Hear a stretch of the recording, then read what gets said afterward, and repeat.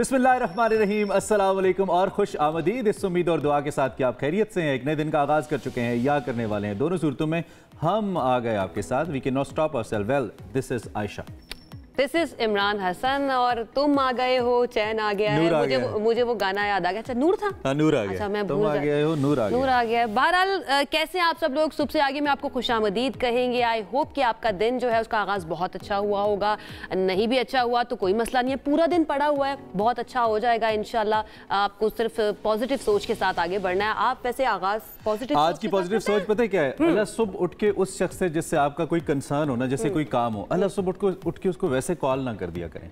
यानी कि बहुत सारे लोग होते हैं ना, उनका कोई काम होता है, जैसे फॉर एग्जांपल आपने किसी से कोई तकाजा करना है, कोई चीज लेनी है, उधार भी कह सकते हैं, उधार तो वापस मांगना है, वापस मांगना है। तो सुबह सुबह बजाय इसके कि आप उसको, क्योंकि आपका वो काम खराब हो सकता है, सो पहले दोनों की मूड खराब हो सकता है ना। हाँ, तो पहले आप ये करें कि थोड़ा सा ग्राउंड बना लें, एक मैसेज कर लें, कोई अच्छा सा कोई फॉरवर्ड मैसेज, कोई कोटेशन, उसके बाद आप कॉल कर लें। तो हो सकता है वो शख्स आपको अच्छे से रिस्पॉन्ड करे। अदरवाइज हो सकता है उसका मूड इतना खराब हो जाए कि आप अपनी असली चीज से भी जाएं और आपका काम ना, और फिर आपका भी दिन खराब। अच्छा, एक scientific research just a suggestion, सुबह के वक्त जो है ना, खास तौर पर आपको नहीं करनी चाहिए बात उस टाइम पे, जिस टाइम पे छुट्टी हो रही होती है ना ऑफिस की। ये साइंटिफिक रिसर्च है कि उस टाइम पे अगर आप कॉल करते हैं, किसी क्लाइंट को भी कॉल करते हैं ना, तो ये चांसेस बहुत बढ़ जाते हैं आपके कि आपकी बात मान ली जाए। अच्छा, हाँ, ये साइंटिफिक रिसर्च है, तो it's a very nice thing. तो आपको ये चीज जो है ना अपने दिमाग में लाजमी रखनी पड़ेगी। बिल्कुल आपकी बात दुरुस्त है। मुझे ऐसा लगता है कि उस टाइम शायद आप इतने रिलैक्स मोड के अंदर होते हैं ना, म्यूजिक सुनते हुए घर जा रहे होते हैं, आपको पता होता है कि छुट्टी का दिन है। और अगर ये दिन फ्राइडे की छुट्टी का हो तो और ज्यादा बढ़ जाता है, क्योंकि आगे 2 वीकेंड आ रहे होते हैं, 2 दिन आ रहे होते हैं छुट्टी के। तो नेक्स्ट टाइम आपको अगर किसी से अपने पैसे वापस मांगने हैं, अगर आपको कोई क्लाइंट है उससे आपको अपनी बात जो है वो मुकम्मल करवानी है, तो फ्राइडे वाले दिन 4 से 5 या 6 बजे के दरमियान आप उसको कॉल करिएगा। ये टिप है आप लोगों के लिए भी और इमरान अब आपने करना है। और अगर ये हो जाए तो हम ट्रिब्यूट देंगे इस आयशा के एक्सपीरियंस को, और अगर नहीं होगा तो फिर हम कोई और दिन ट्राई करेंगे, ताकि किसी हो सकता है करते रहेंगे। हाँ, हो सकता है जुम्मे को ना फायदा हो, में जुमेरात को हो जाए, लेकिन लेट्स सी। ये वैसे हो सकता है साइकोलॉजिकली, मुझे लगता है कि इट्स अ राइट आइडिया कि आप वीकेंड के ऊपर जब somebody is relaxed तो आपकी बात मान ले। अच्छा जी, अब जो सबसे पहले जो स्टोरी से हमने स्टार्ट करना है ना, वो मेरे दिल के इतने करीब है। मैं कुछ दिन पहले मेलोडी इस्लामाबाद का एक इलाका है, हमारे दफ्तर से के भी नज़दीक है। अच्छा, वहाँ पे एक बहुत बड़ा पोस्ट ऑफिस था।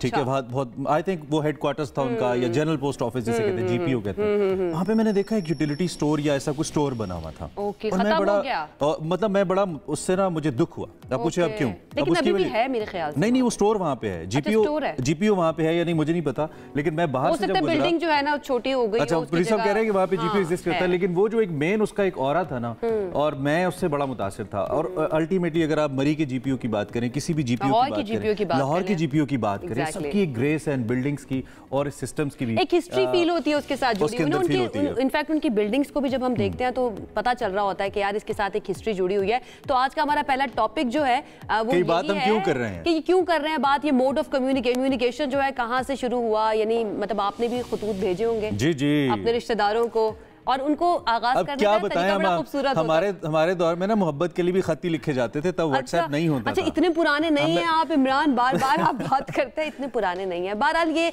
आज जो है ना डाक का आलमी दिन मनाया जा रहा है, जिसका मकसद डाक के निज़ाम को बेहतर बनाना है और महकमा डाक की अहमियत जो है उसकी कारकर्दगी को उजागर करना है। और दुनिया में डाक का आलमी दिन जो है पहली मरतबा 9 अक्टूबर 1980 को, यानी कि ऑलमोस्ट 150 ईयर्स जो है ना हो चुके हैं इस डाक को बने हुए। और अब बहुत पुराना निज़ाम है और बहुत कदीमी है। और आप अगर मजमूई तौर पे देखें ना, मरी के जीपीओ का मुझे जाने का इत्तेफाक हुआ जब उसे रेनोवेट किया गया था आज से कुछ 7-8 साल पहले।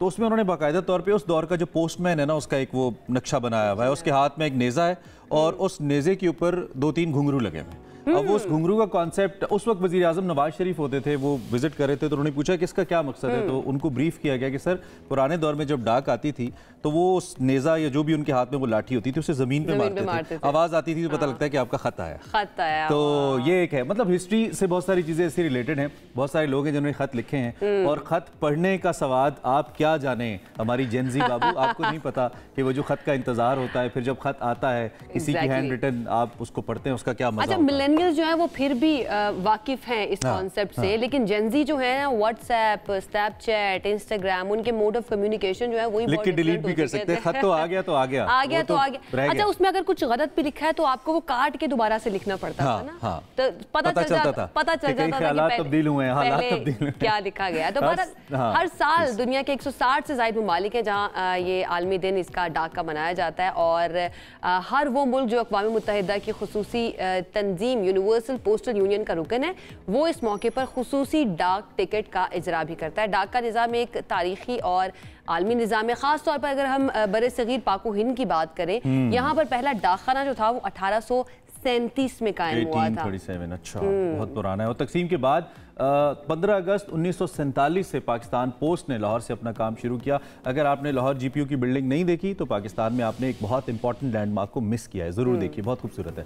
अच्छा, फिर इसी साल हम आपको चूँकि हिस्ट्री बता रहे हैं तो यूनिवर्सल पोस्टल यूनियन का 89वां रुकन जो है वो बना, और फिर इसी तरह दौरे जदीद में तरक्की का सफ़र तय होता रहा, फासले सिमट गए। अब पैगाम रसानी के लिए जनाब ये छोटा सा एक आला समात है जिसे हम मोबाइल फ़ोन कहते हैं, और बस इससे काम चल रहा है, इसी पे सब कुछ होता है within no time. Excitement खत्म हो गई है यार, एक्साइटमेंट नहीं, वो जो इंतजार रहता था ना कि खत हमने भेजा है तो ये वापस आएगा। अब वो गाने हमने सनम को खत लिखा टाइप गाने भी नहीं बनते। ये मेरा प्रेम पत्र पढ़कर तुम नाराज मत होना, तो वो अगेन प्रेम पत्र के अंदर ना आप कुछ चेंज नहीं कर सकते थे, आप व्हाट्सएप मैसेज को डिलीट भी कर सकते हैं फौरी तौर पर। व्हाट्सएप पत्र हैं जेनजी ने संभाल के रखे हैं, स्क्रीनशॉट्स चलते हैं, स्क्रीनशॉट्स का जमाना है। खैर, so tribute to all the postman ji जिन्होंने अपनी खिदमत सर अंजाम दी। इस दिन के ऊपर जरूरी है उनको ट्रिब्यूट देना, और पाकिस्तान पोस्ट ने बड़ा अहम रोल अदा किया जंगों के दिनों में लोगों को मनी ऑर्डर्स भेजने में। आज भी चलो अब तो इजी एप्स आ गई है ना, लेकिन मनी ऑर्डर्स लोग वेट करते थे कि 500,000 पे लोग भेजेंगे। उस वक्त ने पोस्टल सर्विसेज जो थी उन्होंने बहुत जिद्दत लेकर आए वो कम्युनिकेशन में भी, और उन्होंने जिंदगियां बड़ी आसान की थी। बहरहाल अगेन जैसे इमरान ने कहा, हमें बड़ा फख्र है, हमारे पास बहुत बातें हैं इस पे करने के लिए, लेकिन आगे बढ़ना पड़ेगा। आपको अर्जेंटाइन जो है वहां पर लिए चलते हैं, जहां पर यूनिवर्सिटी के तलबा जो है उन्होंने बजट में कटौतियों के खिलाफ अनोखा एहतजाज किया। अच्छा, दुनिया भर में ना एहतजाज के बड़े मुख्तलिफ तरीके राइज हैं, आपने देखा होगा। यहाँ पर तलबा ने क्या किया जी, अपने क्लासरूम्स को छोड़ दिया और क्लासरूम से बाहर निकलकर वहां पर कुर्सियां रखी और वहां पर क्लासेस का इनेकाद किया है। और ये मुनफरिद उनका एहतजाज जो है कांग्रेस की जानिब से यूनिवर्सिटीज की फंडिंग से मुतालिक एक नए कानून की मंजूरी के बाद हुआ है कि भाई क्यों आपने कटौतियां की हैं हमारे बजट के अंदर। इस एहतजाज में हमारे लिए सबक भी है ना, नहीं इसमें हमारे लिए सबक भी है कि वो एहतजाज करें लेकिन फिर भी पढ़ रहे हैं। हम सबसे पहले अपने स्कूल कॉलेजेस बंद करते हैं, और कुछ लोग तो जब गर्मियों की छुट्टियां होती हैं तो चीजें तोड़ फोड़ के भी आते हैं कि यार अब तो 3 महीने हमने आना नहीं है। उनको पता नहीं होता कि दोबारा इसी स्कूल से इसी सिस्टम से वास्ता पढ़ना है। बहरहाल it's a different kind of protest जो हम आपको दिखा रहे हैं। एक ये तरीका हम आपको बता भी रहे हैं, डियर स्टूडेंट्स, अगर कभी आपको भी कोई एतराज हो और पुरअमन एहतजाज आपने करना हो, बाअदब रहना बहुत जरूरी है अपने इदारे के लिए, अपने टीचर्स के लिए, तो फिर आप ऐसा कर सकते हैं कि सर मैं आज बाहर बैठूंगा। वैसे उमूमी तौर पर मेरे जैसे स्टूडेंट्स को तो वैसे ही सर बाहर निकाल देते थे कि चलो तुम बाहर चल जाओ क्लास से। अच्छा, आपको देख के लगता नहीं, आपको लगता है कि बड़े आप काम स्टूडेंट? नहीं, अभी ना बैक बेंचर तो नहीं, मैं अभी ना back bencher, strong kind of heavy किस्म का बैक बेंचर। और बैक बेंचर होना हमेशा मुझे जिंदगी की चंद एक अच्छी चीजों में से व्हेन आई रिकॉल, हां, आई सेड कि यार ये ज्यादा अच्छी मेमोरीज बनती है, ज्यादा अच्छी मेमोरीज हैं, ज्यादा अच्छी हरकतें कर सकते हैं आप। अच्छा, हरकतें भी अच्छी कर सकते हैं। बहरहाल हमें जी आगे बढ़ना है, और हम आपको अब अपडेट कर देते हैं थोड़ा सा, क्योंकि फ़लस्तीन की जो सिचुएशन है उसके बारे में भी आपको हम बताते रहते हैं कि वहाँ पर क्या हो रहा है। इतनी मुश्किलात, वहाँ पर पूरे के पूरे शहर जो हैं वो तबाह कर दिए गए, लेकिन उसके बावजूद अगर आपका जज्बा है, अगर आप कुछ करना चाहते हैं तो जो मोटिवेशन है ना वो आपकी कोई चीज़ कम नहीं कर सकती है। So we have something positive as well about एक फ़लस्तीनी फूड ब्लॉगर हैं हम्माद शकूरा, आई होप मैं इनका नाम सही ले रहा हूँ। उनको दुनिया की 100 बाअसर शख्सियात में शामिल कर लिया गया है। Look at the power of the food. अमरीकी मारूफ जरीदा टाइम्स, हम सब उसको जानते हैं, पढ़ते भी हैं, उन्होंने बाअसर शख्सियात की एक फहरिस्त बनाई है और उसमें हम्माद को जो उनकी सोशल वेलफेयर है, सोशल सर्विसेज हैं, इसके लिए उनको जगह दी है। और इस वजह से उनका जो शुमार है वो मुज़ाहमती आवाज़ों में, चूँकि हमें पता है होता है इसराइल की गज़ा के खिलाफ इस वक्त जो जंग जारी है, ये वो आवाज़ है जो इसमें उठी, फिर हाईलाइट हुई, और इसी के पेश नज़र ये हम आपको कुछ विजुअल्स भी दिखा रहे हैं, उनको 100 बाअसर शख्सियात में शामिल किया गया। It's a great achievement, great achievement है, बहुत बड़ा ऑनर है। अब होता क्या है वहाँ पर, आपको पता है गज़ा में ऑलरेडी जो सप्लाई है वो बहुत कम है फूड की, वो थोड़ी बहुत सप्लाई लेकर उससे खाना बनाते हैं और फिर लोगों को ढूंढ कर खाना खिलाते हैं। तो डेफिनेटली इतना कितना वो इम्पैक्टफुल काम कर रहे हैं, तो उनकी अचीवमेंट जो है उस चीज़ को रिकग्नाइज भी किया जा रहा है। तो माशाल्लाह ये बहुत ज़बरदस्त किस्म की जो है ना इनकी अचीवमेंट है। 33 साल ये हमादा शकूरा है, एक मार्केटिंग प्रोफेशनल थे ये पहले, जंग से पहले, और जंग के बाद उनका करियर जो है जंग की वजह से ख़त्म हो गया। और इसराइली बमबारी से जब बेशुमार मार्केट्स, मकान, स्कूल और रिहायशी इमारतें तबाह हुई, तो उस वक्त लाखों दूसरे लोगों की तरह हमादा शकूरा को भी करियर के साथ साथ अपने घर बार से भी हाथ धोने पड़े थे।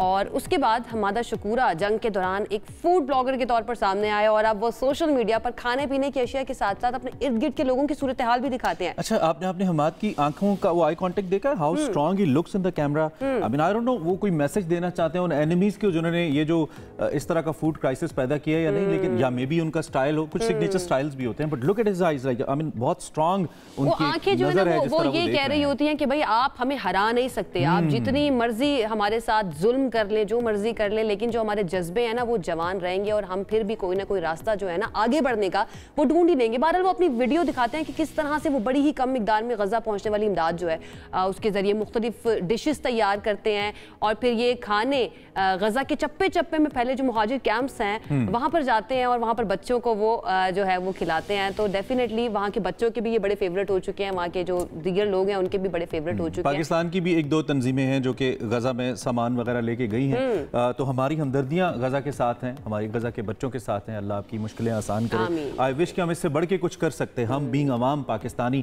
क्योंकि पाकिस्तान की अवाम के जो दिल है ना वो फ़लस्तीन के साथ धड़कते हैं, इसमें कोई दो राय नहीं है। खैर अल्लाह करे ये मामला हल हो। अब थोड़ा सा वापस आते हैं अपनी डोमेस्टिक सिचुएशन की जानिब, और इससे पहले कि हम बहुत गर्मा गर्म खबरें आपको दें, अब आपको थोड़ा ठंडी ठंडी खबरें दे दें, और उसमें ऑब्वियसली मौसम is important and Ayesha is an expert to tell the weather. आज क्या है हल में, अब आप गो टू द वेदर मौसम के बारे में जरा बता देते हैं, क्योंकि ठंडी ठंडी खबरें हैं, क्योंकि मौसम ठंडा ठंडा हो रहा है। तो सबसे पहले जी हमें किसके बारे में बताना है? हमें बताना है इस्लामाबाद वफाकी दारुल हुकूमत की सिचुएशन के बारे में। यहाँ पर कम से कम 17 रहेगा और ज्यादा से ज्यादा 31 डिग्री सेंटीग्रेड रहेगा। उसके बाद हम रुख कर लेते हैं लाहौर का, जहां पर कम से कम रहेगा 21 और ज्यादा से ज्यादा 33 डिग्री सेंटीग्रेड।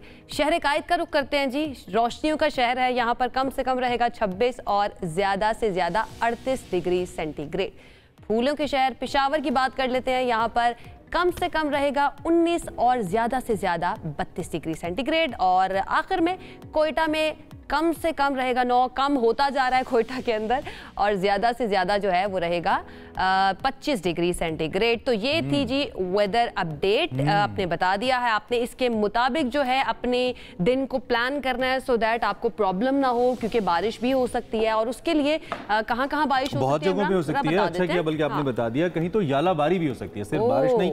जैसे बर्फबारी की अगर बात कर लें तो बहुत से इलाकों में शुरू हो गई है। शांगला में बर्फबारी रिपोर्ट की जा रही है, और जो पहाड़ है वो इस वक्त सफेद हो चुके हैं, जैसे हम अपनी जबान में न्यूज़ी जबान में कहते हैं ना, सफेद चादर ओढ़ ली है उन्होंने। इसी तरह पेशावर हो गया, कोहाट, यहाँ पे मूसलाधार बारिश रिपोर्ट हुई है। वादी नीलम द मोस्ट ब्यूटीफुल एरिया, मेरा बहुत फेवरेट मकाम है ये, यहाँ पे भी बर्फबारी हुई है। यहाँ पे मौसम अच्छा, मेरा जाना नहीं सर्द हो चुका है यहाँ पे। अच्छा, जब आप जाएंगे तो you gonna fall in love with this place. मैं सोच रही हूं वहां से ना फिर जाके हमें सेगमेंट भी करना चाहिए, क्या ख्याल है आपका? Why not. और इसी तरह मलका कौसार की अगर बात करें जो कि नजदीक है, आप मलका कौसार तो पहले चली जाए ना, वो ज्यादा नजदीक है, 1.5 घंटे की ड्राइव, 1.5 घंटे की नथिया गली है। बस अब मैं आ गई हूं ना इस्लामाबाद, मैंने पूरा नॉर्दर्न एरिया जितने भी है ना वो सब के सब घूम लेने हैं। अब मुझे ये बताएं कि यहाँ पे मुझे अब गर्म कपड़े लेके जाने हैं या नॉर्मल कपड़े?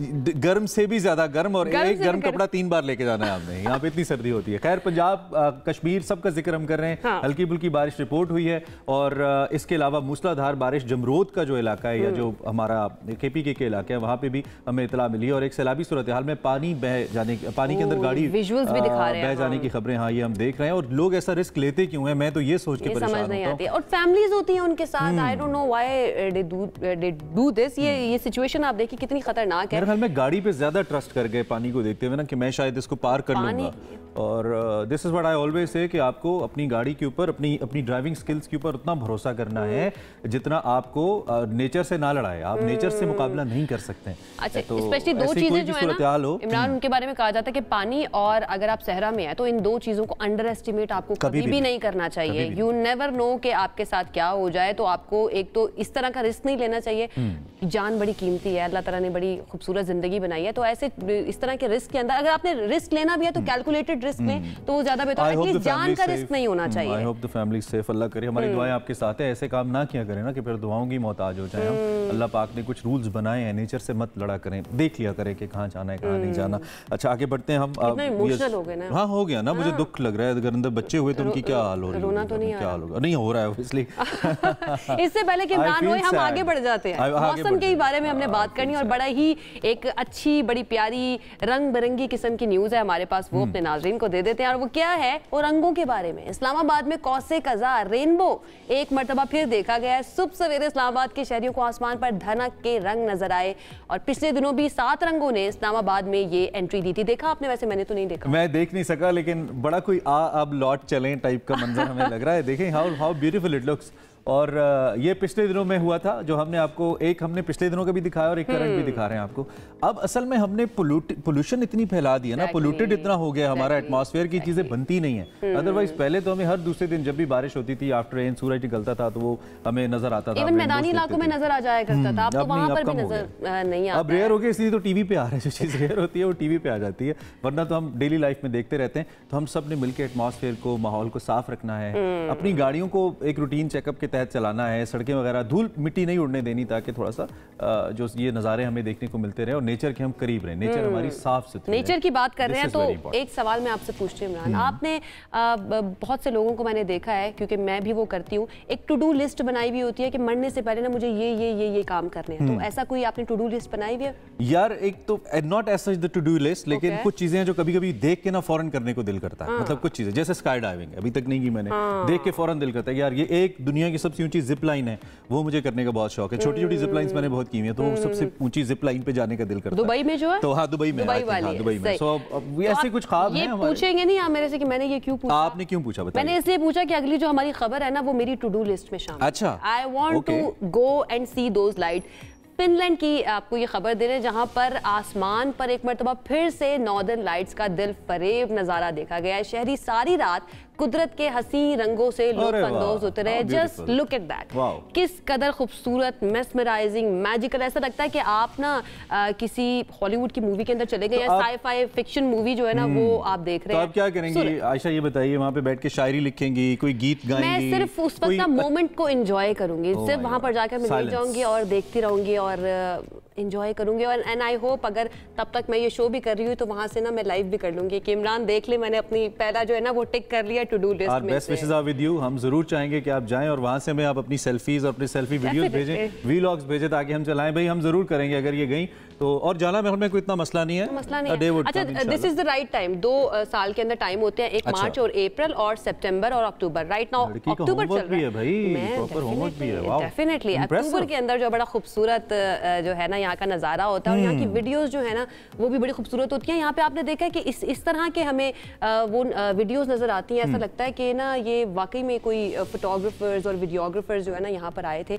नॉर्मल आप अपने कैमरे से बनाएंगे क्योंकि वो नजारा ही इतना खूबसूरत भाई। We must appreciate nature. और अगर आप वैसे भी सुपर मून पे कुंड मलीर जैसे हमारे, या ये जो पसनी जैसे साहिल है ना बलोचिस्तान के, वहाँ भी चले जाए, इवन आप फ्रेंच बीच पे भी चले जाएं तो you will like it. I mean मैं कराची की बात कर रहा हूँ, तो आप जाने वाले बने, नेचर से दोस्ती करें, अच्छा होगा। और इंशाल्लाह फिर एक दिन फिनलैंड भी जाएंगे, जरूर जाएंगे इंशाल्लाह। अच्छा, इससे पहले कि हम अब बहुत बातें हमने कर ली, इंटरनेशनल स्टोरीज बता दी, आज के शो में क्या क्या जनाब वो शेयर करें? आज के शो में हमने बहुत कुछ, जैसे कि हम रोज लेकर आते हैं, बहुत सारी बातें करनी है। हमने बात करनी है कि ADHD क्या होता है। आपको पता है ADHD? थोड़ी सी कॉफी गिरा दी मैंने, सॉरी। आप बताएं। कोई मसला नहीं। ADHD जो है ये क्या होता है, क्या ये वाकई में कोई दिमागी बीमारी है, ये बचपन के साथ होता है, किस तरह से होता है, इसके ऊपर हमने बात करनी है। उसके बाद हम आज बात करेंगे कि फैशन वीडियोग्राफर जो है ऑफ द ईयर वो जो है वो उनको आगाज किस तरह से, उनसे मुलाकात आपकी हमने करवानी है। और ये है कौन, ये भी तो बताएंगे। एग्जैक्टली, और अवार्ड उनको। अच्छा, एक बड़ा इंपॉर्टेंट टॉपिक हमने आज प्लान किया, कल बड़ी सोच विचार के बाद, वो सोशल मीडिया के हवाले से था। We all use filters right, we look beautiful ना।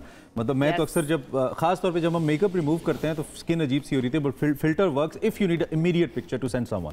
तो ये क्या कोई दिमागी मर्ज है जो आपको फिल्टर लगाने पे मजबूर करता है? जरूरी कितना है? अगर आप इसको दिमागी मर्ज कहेंगे ना तो फिर हमारी जेंजी जो है ना यार, वैसे मुझे लगता है कि ये है, सभी यूज करते मुझे लगता है ये है, हम माने या ना माने, कोई ना कोई हमारे जहन में ऐसी बात तो है कि हम अपनी रियल अपीयरेंस को ट्रस्ट नहीं करते हैं और फिर उसको छुपा के अच्छा करके सोसाइटी पे इंपैक्ट किस तरह से होता है इसके ऊपर हम लेकिन मुझे लगता है ज्यादा यूज होना शुरू हो गया, तो इस पे हमने बात करनी है। ठीक हो गया। इसके अलावा हमने जो बात करनी है वो ये है कि पेट्स जो लोग रखते हैं उनका ख्याल कैसे रखना है। आप रख तो लेते हैं पेट, लेकिन आपको नहीं पता कि उनको किस तरह से उनकी देखभाल कैसे करनी है और इनको क्या क्या जरूरतें हैं। इसके ऊपर हम बात करेंगे, थोड़ी सी गाइडलाइन आपको देने की कोशिश करेंगे एक्सपर्ट्स के थ्रू। पेट लवर्स के लिए हमारे साथ होंगे। और इसके अलावा अगर आपने अपनी एजुकेशन कंप्लीट कर ली है या फिर करने वाले हैं, उसके बाद सबसे ज्यादा इंपॉर्टेंट ये होता है कि भाई नौकरी कहाँ करनी है, करियर कौन सा होना चाहिए। तो करियर काउंसलिंग के बारे में जो है ना वो भी हम आपको बताएंगे। और बच्चों को किस उम्र स्कूल भेजना है ये भी हम कोशिश करेंगे अगर डिस्कस कर लें, अगर हमारे पास वक्त हो। We have a lot to share. हमने आपको कुछ बताया है अभी और है जो हमने छुपा के भी रखा है, इसको दिखाएंगे आपको। लेकिन फिल वक्त एक ब्रेक लेते हैं, क्विक, हमें भी चाहिए, आप भी लीजिए, लेकिन साथ रहिए। वापस स्टे विद अस।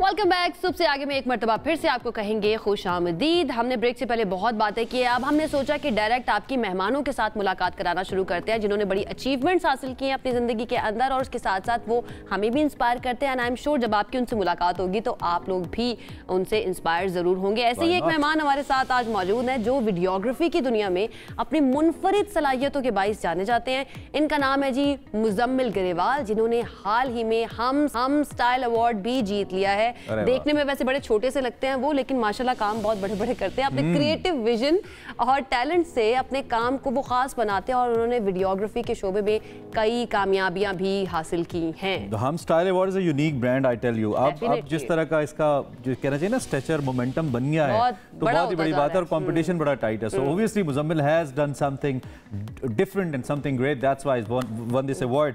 एक तो ये कि इनकी जो एहसासात और जज्बात हैं वो किस हद तक, आई मीन उनकी जो वीडियोस हैं वो किस हद तक एक स्टोरी टेलिंग का काम करती है, तो हमने इस पे बात करना है। और इसके साथ जो उनका क्रिएटिव एक उनकी जर्नी है इस पे भी हमने बात करनी है। So try to discuss all the aspects. और ऐसे कैसे हो सकता है कोई पाकिस्तानी किसी भी फील्ड के अंदर कुछ बहुत अच्छा करे और हम उसे इनवाइट ना करें। सो इसमें Muzammil all the way live मौजूद है हमारे साथ मौजूद है मुजम्मिल। अस्सलाम वालेकुम, गुड मॉर्निंग, कैसे हैं आप? अस्सलाम वालेकुम, गुड मॉर्निंग, क्या हाल है आपका? मैं बिल्कुल ठीक, अल्हम्दुलिल्लाह। Thank you so much for having. I hope you guys are doing well. अल्हम्दुलिल्लाह बिल्कुल ठीक ठाक। सबसे पहले आगाज़ कर लेते हैं आपकी अचीवमेंट्स के ऊपर, अवार्ड्स के ऊपर तो हम बात करेंगे, लेकिन आगाज़ कहाँ से हुआ? आपको कैसे पता चला कि मुझे बड़े होके वीडियोग्राफर या फोटोग्राफर बनना है?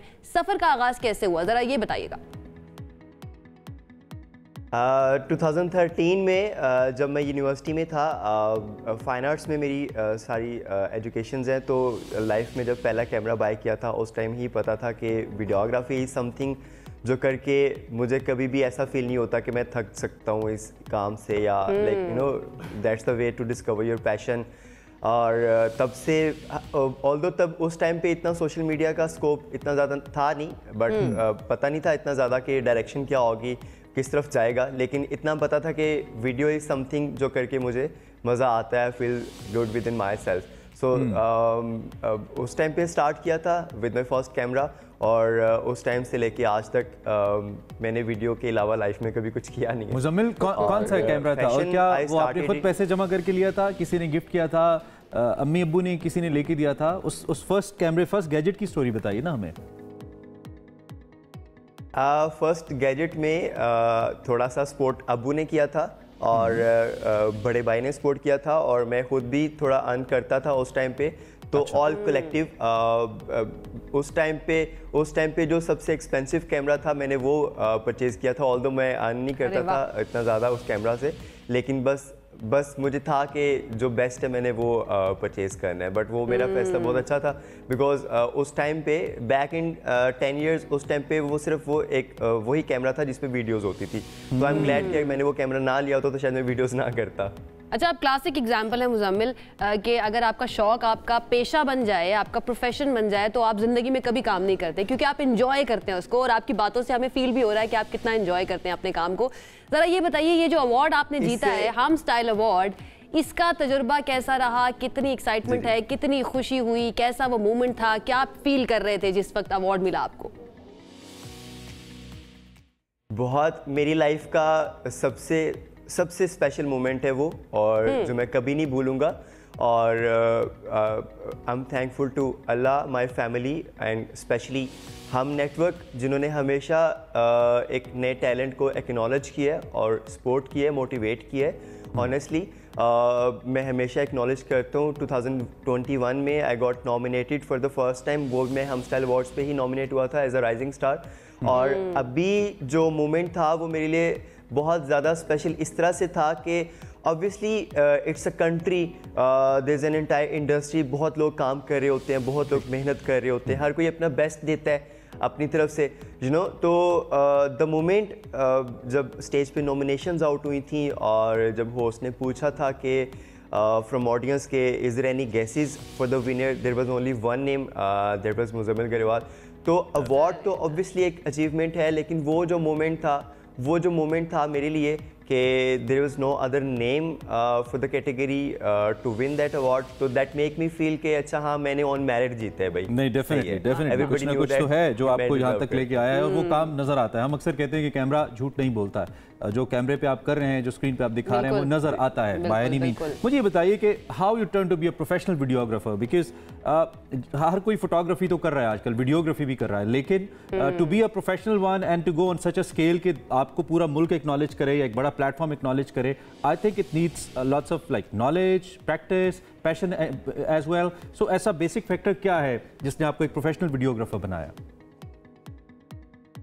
मैं बताता हूँ आपको। बेसिकली जो फाइन आर्ट्स में ना बहुत ज़्यादा किताबें तो पढ़ाते नहीं हैं आपको, तो आपकी जो असाइनमेंट्स होती हैं, आपकी जो क्लासेस होती हैं, वो सारा प्रैक्टिकल वर्क होता है। और मैं एक चीज़ को लेके काफ़ी ब्लेस्ड था, मैंने जब यूनिवर्सिटी में था तब से ही अपने सीनियर्स के साथ काम स्टार्ट कर दिया था as an assistant to learn the videography. और वो होता है ना कि जब आपको अच्छे लोग मिल जाएं गाइडेंस के लिए, आप you are under some umbrella, तो आपकी वो चीज़ें थोड़ी आसान हो जाती हैं। तो जब 2018 आई रिमेंबर, जब फैशन बिल्कुल स्टार्ट हो रहा था फिल्म्स को लेके, पहले तो सिर्फ फोटोग्राफी होती थी, मैगजीन्स होते थे, बट वीडियोग्राफी में 2018 वाज द टाइम जब थोड़ा सा काम ज़्यादा होना शुरू हुआ। तो आई रिमेंबर मेरे सीनियर हैं MHM, he is also fashion photographer, तो मैं उनको असिस्ट करता था as an light assistant, camera assistant.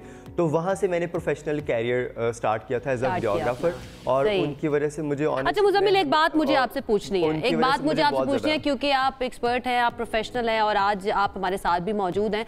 हम जब भी कोई वीडियो देखते हैं, कोई पिक्चर देखते हैं, तो हमें ऐसा फील होता है कि यार इसके पीछे कोई ना कोई कहानी है, लाइक कोई एक्सप्रेशन किसी पिक्चर के अंदर जो है ना, कोई इंस्पिरेशन भी हो सकती है। तो आप लोग as a videographer, as a photographer, आप लोग ऐसी कौन सी चीज़ देखते हैं कि आपको लगता है कि अगर मैं ये एक पिक्चर जो है ये लगा दूंगा तो ये एक पूरी कहानी बन जाएगी? क्योंकि मुझे तो नहीं समझ आती उस तरह से ना, अगर मेरे पास भी मोबाइल है, कैमरा है, मैं पिक्चर बना लेती हूँ, लेकिन आप लोगों की पिक्चर्स, आप लोगों की वीडियोस जो है उसके अंदर पता चल रहा होता है कि ये स्टोरी टेलिंग है, ये सिर्फ एक पिक्चर नहीं है। ये कैसे आप लोगों को आइडिया होता है, आप पता कैसे चलता है कि ये मैं पिक्चर बनाऊंगा तो बहुत अच्छी लगेगी? बेसिकली ये अगर हम सबसे बेसिक में एक वर्ड यूज़ करूँ तो वो तो होता है आपका एस्थेटिक, और वो टाइम के साथ साथ डेवलप होता है। इट्स नॉट समथिंग जो ओवरनाइट जो आप किसी से इनहेरिट कर सकें। वो हर किसी का जो एस्थेटिक है वो आप अपने अंदर ही डेवलप कर सकते हैं, और आपका वो एक्सपोजर होता है। आप रिसर्च कितनी करते हैं, आप स्टडी कितना करते हैं, आप अपने काम को टाइम कितना देते हैं, वो उन चीज़ों पे डिपेंड करता है। फिर एक टाइम आता है कि आपको बहुत ज़्यादा एफर्ट, बहुत ज़्यादा सोचना नहीं पड़ता, चीज़ें खुद से हो रही होती हैं। लेकिन उस तक आने के लिए आपको ऑब्वियसली एक पूरा मेहनत, पूरी प्रोसेस करना पड़ता है। और अब तो वी आर सो लकी कि हमारे पास सोशल मीडिया रिसर्च के लिए बहुत ज़्यादा प्लेटफॉर्म्स अवेलेबल हैं। हम ग्लोबल कुछ भी हो रहा है वो हम विद इन सेकेंड्स देख रहे होते हैं, तो वो बहुत ज़्यादा हेल्प आउट करता है। आपका जो मेरा पैशन है for fashion, to do something better for the fashion in Pakistan, वो like that is something that like encourages me to do. जितने भी अचीवर्स हमारे पास आते हैं मुज़म्मिल, आप अपनी फील्ड के अचीवर हैं, और आप जैसे लोग आर्टिस्टिक पॉइंट ऑफ व्यू से, क्रिएटिव पॉइंट ऑफ व्यू से कम हैं जो आते हैं, लेकिन जब भी आते हैं ऑलवेज आस्क्ड देम। बहुत सारे लोग ऐसे हैं जो कि मुझ समेत इस वक्त आपसे इंस्पायर हो रहे हैं, आपको देख रहे हैं कि आपने ये किया है ज़िंदगी में। क्रिएटिव साइड अपनी जगह, टैलेंट अपार्ट, कोई any kind of suggestion, any kind of thing that you can tell them कि आप इस तरह से करें अगर आप एक इनिशियल स्टेज पे हैं, आप एक कामयाब वीडियोग्राफर बनना चाहते हैं, way to start, what to do, anything that you like to tell them जो आप तक एक्सेस नहीं कर सकते लेकिन उनको हेल्प कर सकता है उनके करियर में? आई थिंक सबसे पहले काउंसलिंग बहुत ज़रूरी है। सबसे पहले तो I always tell to my juniors के सबसे पहले आप डिसाइड कर लें कि आपने क्या करना है। आप पहले डिस्कवर करें if videography is really your passion, और फिर दूसरा वो डेडिकेशन होनी चाहिए। आप फिर राइट लेफ्ट नहीं देख सकते। Once you made your decision that you are going to do something in the field of videography, then there is no distraction. मुझे भी बहुत लोग कहते थे ये भी कर लो वो भी कर लो, but no, there was only one thing I did in my life, that is videography. और उस टाइम और उस चीज़ में फिर उस लेवल पे पहुंचना है कि जब आप उस चीज़ का नाम है तो पहला नाम आपका हो। तो वो सबसे पहले तो ये ज़रूरी है कि आप बर्न द बोर्ड्स। आपने वीडियोग्राफी करनी है, कैसे होगी वो बात की बात है, कब होगी वो बात की बात है। मतलब पहले फैसला करना है आपने कि मुझे ये करना है, उसके बाद आपने जुट जाना है वो करने के लिए। बहुत शुक्रिया मुजम्मिल, बहुत इंस्पायरिंग है आप। बहुत शुक्रिया, आपने सुबह के वक्त हमारे लिए वक्त निकाला और आप बहुत ही इंस्पायरिंग पर्सनालिटी हैं। और सब बात मुजम्मिल की मुझे ये लगी है कि इनको बहुत जल्दी पता था कि इनको क्या करना है, यानी कि इनको बहुत ज्यादा कंफ्यूजन नहीं हुई, वरना आपको पता है कि यंग लैड मैं तो ये देख रहा हूं, clarity in thoughts first of all and then work for your goals. आप पहले क्लियर करें करना क्या और फिर लग जाए उसमें करने के लिए, रुकना नहीं आपने। This is the simple formula किसी भी काम के अंदर। तो आप स्पेस में भी जा सकते हैं, आई बिलीव कुछ भी कर सकते हैं। कौन सी स्पेस में? किसी और की स्पेस में आपने नहीं, किसी और की स्पेस में आपने ऊपर वाली स्पेस की इमरान बात कर रहे हैं। एग्जैक्टली। तो क्योंकि we are discussing successful people, so we have की बात कर रहे हैं कि करियर जो है, क्योंकि मुजम्मिल को पता था उनको क्या करना है, लेकिन बहुत सारे लोग ऐसे होते हैं जिनको नहीं पता होता, जिनकी स्टडीज चल रही होती हैं या खत्म होने वाली होती है या खत्म हो जाती है, उसके बावजूद वो नहीं जानते कि उनको जिंदगी में क्या करना है। तो हमारी अगली स्टोरी जो है इमरान, इसी बारे में वैसे नेचुरली सिंक हो गया हमारी स्टोरी कि अगली स्टोरी भी हमारी यही है कि आपने करियर में क्या करना है। बहुत सारे बच्चे खास तौर पे यंग जनरेशन के जो लोग हैं वो हमसे पूछते हैं कि भाई क्या करना चाहिए। सो career counselling is very important. अगर बच्चों को बर वक्त ये रहनुमाई ना मिले तो वो डिस्ट्रैक्ट भी हो सकते हैं, और अगर फराहम कर दी जाए तो तालीम क्या हासिल करनी चाहिए, डिग्री क्या होनी चाहिए, आपके अंदर से क्या आवाज़ आ रही है कि what you want to be. और अगर अब्बू कह रहे हैं, फॉर एग्जांपल बेटियों को अक्सर अब्बू कहते हैं बेटा डॉक्टर बनना है, लड़की है तो डॉक्टर बनना है, और वो बेचारी अगर डॉक्टर नहीं बन पाती तो टीचर बन जाती हैं, यानी कि बड़ी लिमिटेड सी फील्ड्स हैं। लेकिन आप अगर शुरू से अपने बच्चे की टेंडेंसी देखें कि बच्चा किस तरफ जाना चाहता है और उसके मुताबिक उसको ग्राउंड बना के दें, तो आई बिलीव वो बहुत अच्छा प्रूव करेगा अपने आप को और उस तरफ जाएगा, क्योंकि इंसान के अंदर अल्लाह ने बड़ी कैपेबिलिटीज रखी हैं। पेरेंट्स बड़ा अच्छा इसमें किरदार अदा कर सकते हैं, और पेरेंट्स के साथ साथ प्रोफेशनल्स जो हैं उनका होना भी बहुत ज़्यादा ज़रूरी है। अगर हम इंटरनेशनली देखें तो वहाँ पर यूनिवर्सिटीज़ कॉलेजेस के अंदर हमें करियर काउंसलर्स नजर आते हैं, लेकिन पाकिस्तान में इसकी काफ़ी कमी है। तो इसका बेड़ा जो है वो हमारे अगले दो मेहमानों ने उठा लिया है। कुछ लोग हैं जो कहते हैं कि अच्छा कोई नहीं कर रहा, कोई मसला नहीं है, हम खुद निकलेंगे और हम खुद से करने के लिए तैयार है।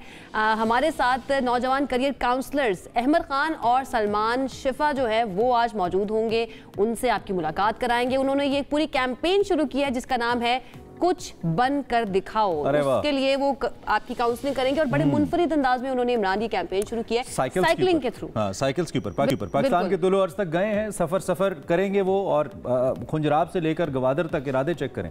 5000 किलोमीटर का ये सफर है। इसमें मुख्तलिफ तलबा हों, वालिदैन हों, असातिज़ा हों, उनकी काउंसलिंग की अहमियत को उजागर किया जाएगा। और ये नौजवान इस सफ़र के ज़रिए पैगाम देना चाहते हैं कि जब आप अपने बच्चों को ख्वाब देखने, उन्हें पूरा करने की तरगीब देते हैं ना, तो अपनी ज़िंदगी में कुछ वो बड़ा कर सकते हैं। ये मुनफरिद करियर काउंसलर्स इस वक्त हमारे साथ मौजूद हैं। हमने ज़रूरी समझा कि हम इनका तारुफ आपसे कराएं, हमारे थ्रू कराएं, तो इनसे हम इस वक्त बात करते हैं। हमारे साथ अहमर और सलमान मौजूद हैं। बहुत शुक्रिया, अस्सलाम वालेकुम, गुड मॉर्निंग। आप दोनों कैसे हैं? वालेकुम अस्सलाम, गुड मॉर्निंग। गियर में बैठे हुए हैं, जबरदस्त। अच्छा, आगाज हम अहमर आपसे कर लेते हैं। ये जो मुनफरिद मुहिम जो है, इसका मैं पूछूंगी कि ख्याल कैसे आया, और मैं क्यों पूछ रही हूँ कि इस तरह की जब भी कोई चीज़ होती है ना, तो इसके पीछे कोई ना कोई स्टोरी होती है, कुछ हुआ होता है जिसके बाद आप सोचते हैं नहीं यार अभी मुझे ये करना है। तो ऐसा कुछ हुआ था, कोई स्टोरी है इसके पीछे, या वैसे ही आप लोगों ने बैठ के सोचा कि हमें इस तरह का कुछ करना चाहिए? जरा पीछे की बैकग्राउंड स्टोरी क्या थी ये बताइएगा।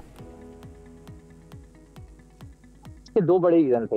मैं अपने घर में सबसे बड़ा हूँ, और जैसे कि अमूमी तौर पे हमारे माशरे में एक ख्वाहिश होती है घर में वालिदैन की कि जो उनका बड़ा बेटा है या घर का बड़ा फर्द है वो इंजीनियर बनेगा या डॉक्टर बनेगा। तो मेरे साथ भी वही हुआ, और मैंने एडमिशन लिया, बी किया, मैंने complete bachelors of engineering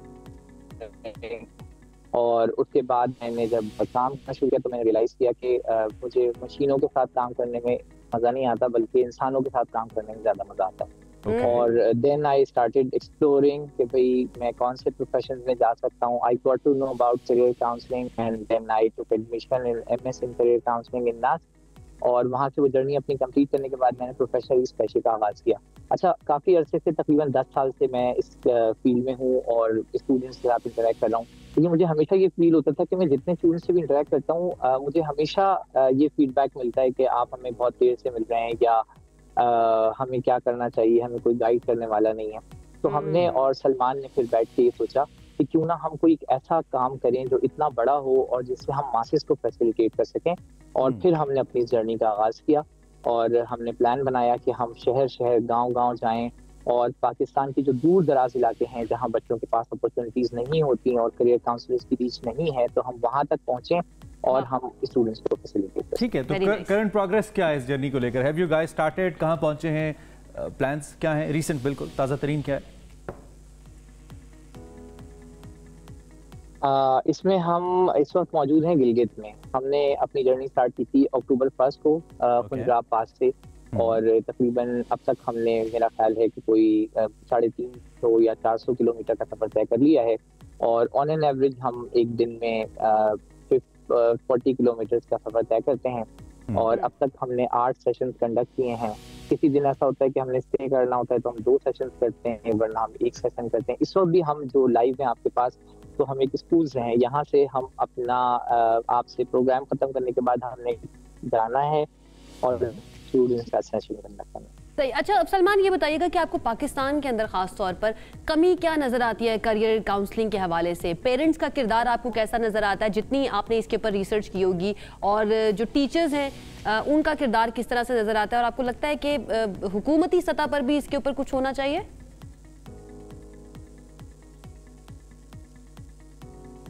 professional career counsellor मैं इस चीज़ को थोड़ा सा आपको बताना चाहूँगा। पिछले हम 10 साल से, और नस्ल पहली यूनिवर्सिटी थी जिसने ये रियलाइज़ किया कि पाकिस्तान के अंदर करियर काउंसलिंग की डिग्री होनी चाहिए, क्वालिफाइड पर्सन होने चाहिए, प्रोफेशनल्स होने चाहिए जो इस डिग्री को और सर्विस करते हैं हमारी यूथ के लिए। और नस्ल ने ये इनिशिएटिव क्यों लिया? क्योंकि उसने अपने स्टूडेंट्स में ये चीज़ देखी कि वो गाइडेड नहीं आते, उनके साथ काउंसलिंग नहीं होती, पेरेंट्स को नहीं पता होता, बस just they came to for the engineering और बहुत अच्छी यूनिवर्सिटी है तो यहाँ पे चले जाएं, कोई भी डिसिप्लिन है तो हम उसको चूज कर लें।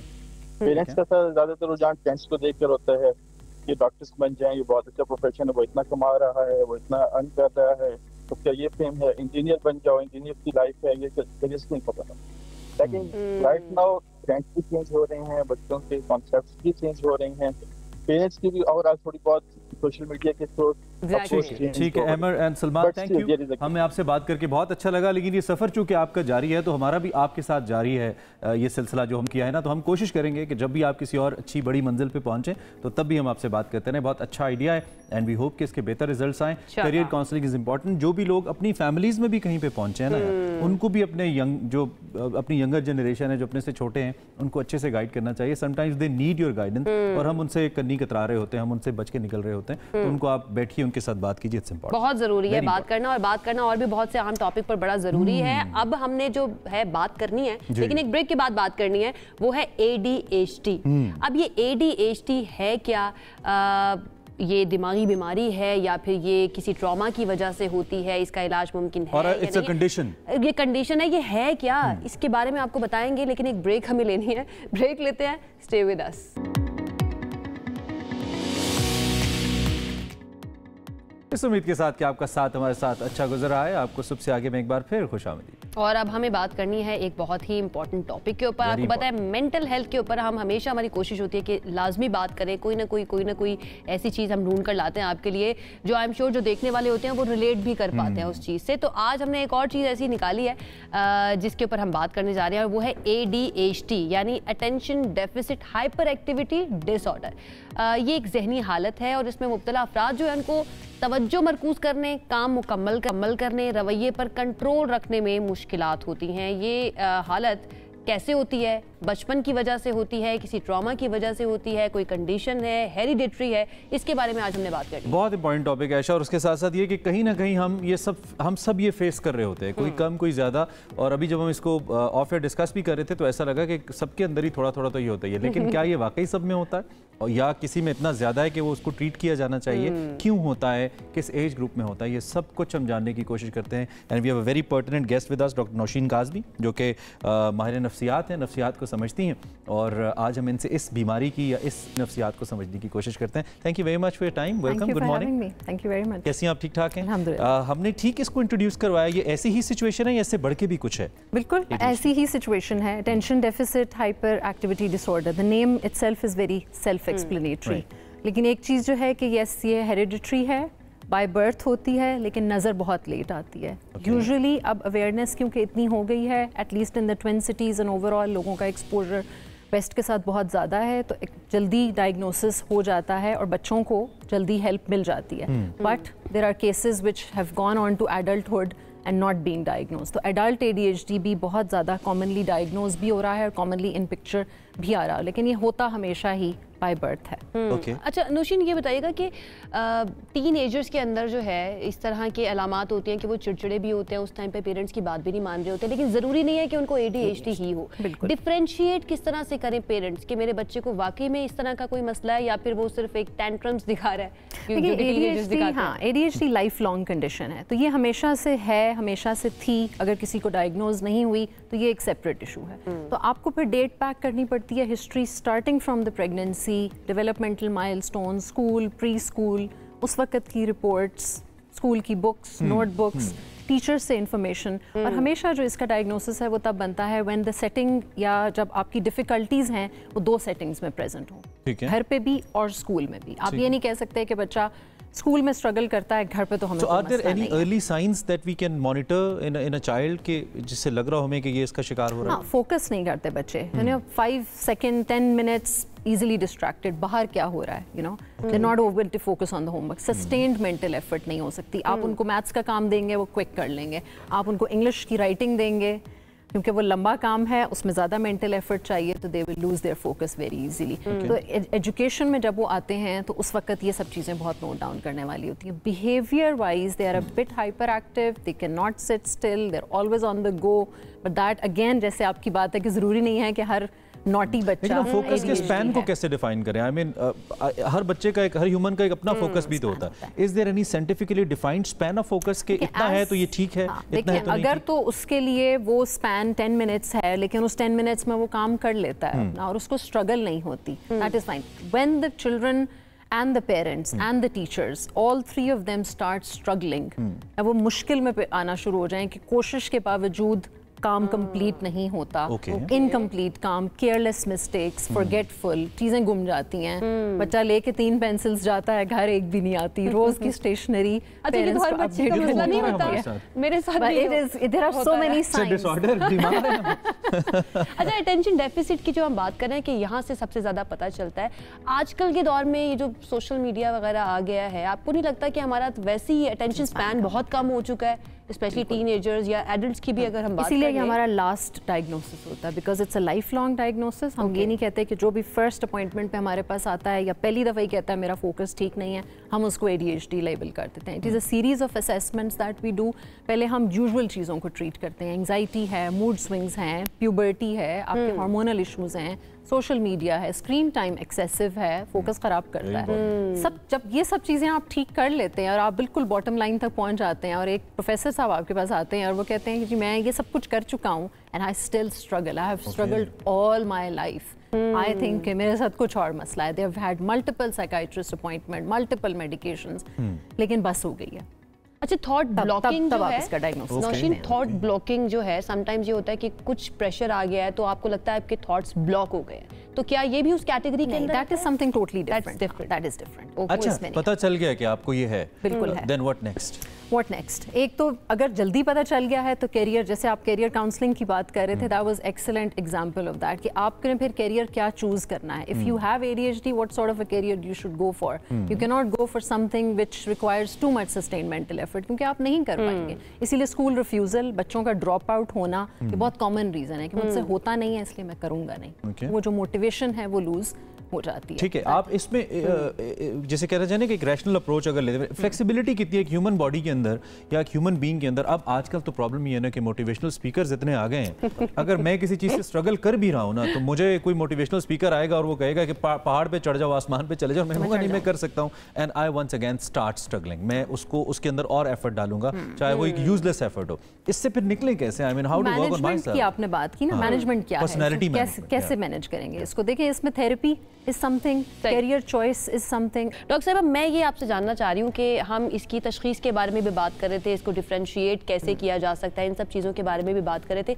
इलाज मुमकिन है इसका या सिर्फ ये कंट्रोल की जा सकती है? देखिए, इलाज मुमकिन है। कंट्रोल तभी की जा सकती है जब आपको पता हो कि इसको कंट्रोल कैसे करना है। जब आपको पता ही नहीं है कि मुझे ये कंडीशन है और मैंने अपनी ज़िंदगी में क्या चेंजेस लाने हैं, मुझे किस करियर की तरफ जाना है, मुझे अगर एग्ज़ाम्स देने हैं तो मुझे उनमें एक्स्ट्रा टाइम चाहिए, मुझे ब्रेक्स चाहिए।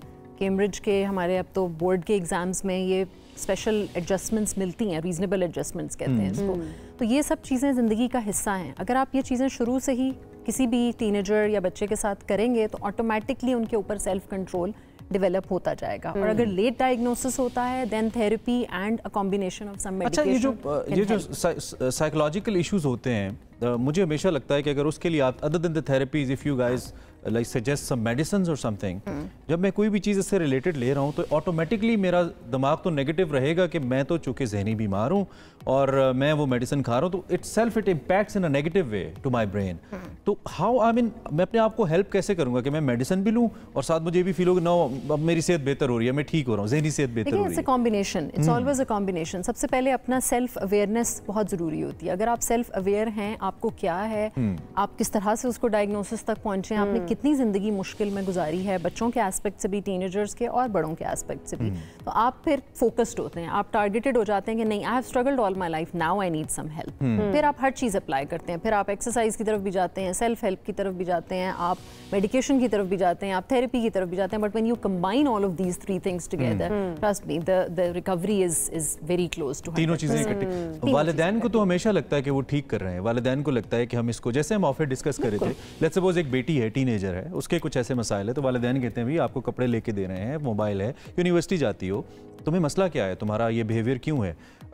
क्या वालिदैन समझ नहीं पा रहे होते? क्या बेसिकली वो क्या ब्रिज है जो इसको कनेक्ट कर सकता है? इमोशनल सपोर्ट मांग रहा होता है बच्चा, और वो पेरेंट्स, क्योंकि हमारे पेरेंट्स हैं, they have never been emotionally trained themselves, they struggle to give that support to their children. लेकिन बहुत अच्छे पेरेंट्स हैं, बहुत सारे लोग हैं जिनसे हम मिलते हैं, उनको समझाते हैं, उनको बताते हैं कि किधर आपका बच्चा स्ट्रगल कर रहा है, and they have mended their ways, they have modified their parenting, और वो पॉजिटिव अप्रोच फिर बच्चे की, अच्छा इसको ये चाहिए, उसको हमारे पैसे, मोबाइल, उसको ये चीज़ें नहीं चाहिए, उसको मेरी तवज्जो चाहिए, उसको मेरा टाइम चाहिए, उसको मेरी अटेंशन चाहिए, एंड थिंग्स चेंज। यानी बच्चे के साथ साथ अगर बच्चा आ रहा है थेरेपी के लिए, इस तरह की किसी इलाज के लिए, तो पेरेंट्स की थेरेपी जो है ना, उनकी काउंसलिंग भी बहुत sometimes you have to send the kid out and keep the parents there. तो बच्चे में नहीं है, मसला आपके अंदर है, इट्स अ फैमिली थिंग। अच्छा, सेल्फ डायग्नोसिस जरा इसके बारे में भी बता दें, क्योंकि आप ही बता रही थी ना कि जब अक्सर आते हैं आपके पास बच्चे किसी भी इलाज के लिए, किसी भी थेरेपी के लिए, तो वो पहले अपना सेल्फ डायग्नोसिस करके आते हैं कि भाई मुझे ये भी मसला है, मुझे एंजाइटी भी है, मुझे डिप्रेशन भी है, सब कुछ है, एट द एंड निकलता कुछ नहीं है। इसके बारे में जरा बताइए, इसको कैसे हैंडल करते हैं? डायग्नोसिस को ज़ाहिर है हमेशा ही हम एज प्रोफेशनल्स इसको रिजेक्ट करते हैं, इसको डिस्करेज करते हैं, नहीं करते, क्योंकि Google is full of all sorts of information. या तो आप कहना कि आप ऑथेंटिक वेबसाइट से और ऑथेंटिक इन्फॉर्मेशन से, रिसर्च पेपर से आप इन्फॉर्मेशन लेके आए हैं, there are students who do that as well, which is great. लेकिन huge cohort of people would come like 80-90% जो कि रैंडम विकीपीडिया और बहुत सारी इन्फॉर्मेशन है जिनसे लेके आते हैं एंड वो ऑथेंटिक नहीं है। हम उनको कहते हैं ज़रूर गूगल करें लेकिन उसको करें जो ऑथेंटिक है। इन दी एंड इन लास्ट 30 सेकंड्स कुछ ऐसी मोटी मोटी चीज़ें, कुछ ऐसी सजेशंस जो आप दे सकें जो लोग आपको देख रहे हैं, जो उनको कुछ डेली लाइफ के अंदर पेरेंट्स को भी और अगर खुद मैं मिसाल के तौर पे इसका शिकार हूँ तो मुझे भी हेल्प कर पाएँ। देखिए, स्टिग्मा को कम करें। साइकाइट्री इज़ नॉट कि मैं पागल हूँ या मैं क्रेजी हूँ या मुझे कोई डिसऑर्डर है तो मैं आपके पास आया हूँ। Just come for help. ठीक। बहुत दफ़ा पे हम कुछ डायग्नोज नहीं करते, हम सिर्फ बात करते हैं, हम चीज़ को समझते हैं, हम एक थर्ड पर्सन की तरह, एक बहुत न्यूट्रल गैर रिश्तेदार की तरह हम एक्टिवली उनसे डिस्कस करते हैं और उनका मसला हल हो जाता है। तो उसको स्टिग्मा ना बनाएं। Early help leads to better society and happy society. सही, बहुत शुक्रिया डॉक्टर नौशीन काज़मी हमारे साथ मौजूद थी। बड़ी ही इंसाइटफुल इंफॉर्मेशन और किस तरह से वो तशखीस करती हैं, कैसे कैसे पेशेंट्स उनके पास आते हैं और ADHD जो है वो बेसिकली क्या है उसके बारे में उन्होंने हमसे बात किया। Thank you so much for joining us, बड़ा अच्छा लगा आपसे बात करके। तो और आयशा, ये जो साइकोलॉजिस्ट है ना, इनको भी एक स्टिग्मा ना बनाए। इनसे बात करना, इनसे मिलना, इनके पास जाना, इनके सेशंस अटेंड करना, ये भी कोई स्टिग्मा नहीं है। मतलब अगर आप थेरेपी के लिए जा रहे हैं तो इसका मतलब ये नहीं है कि आप पागल हो गए। हाँ, हमें हेल्प करने के लिए basically these are the people जो हमें हेल्प करते हैं। सो इनको भी आप स्टिग्मा ना बनाइए। Once again thanking doctor Nausheen. हम आगे बढ़ेंगे और हमारे पास एक ऐसा अगला टॉपिक है जो भी जिसका कुछ ताल्लुक नफ्सियात से है। आयशा, नफ्सियात से है और वो नफ्सियात से लगना चाहते हैं किस तरह से है, कंपैरिजन की बेसिकली बात आ जाती है ना, और उसका इम्पैक्ट सोशल मीडिया का क्या होता है हमारी आम जिंदगी के ऊपर। एक ब्रेक के बाद हमने इस पर बात करनी है, तो आपने कहीं जाना नहीं है क्योंकि ये बहुत इस तरह का टॉपिक है कि आप रिलेट कर सकेंगे, हमारी सबकी जिंदगियों को इम्पैक्ट करता है। एक ब्रेक के बाद इस पर बात करेंगे। Stay with us.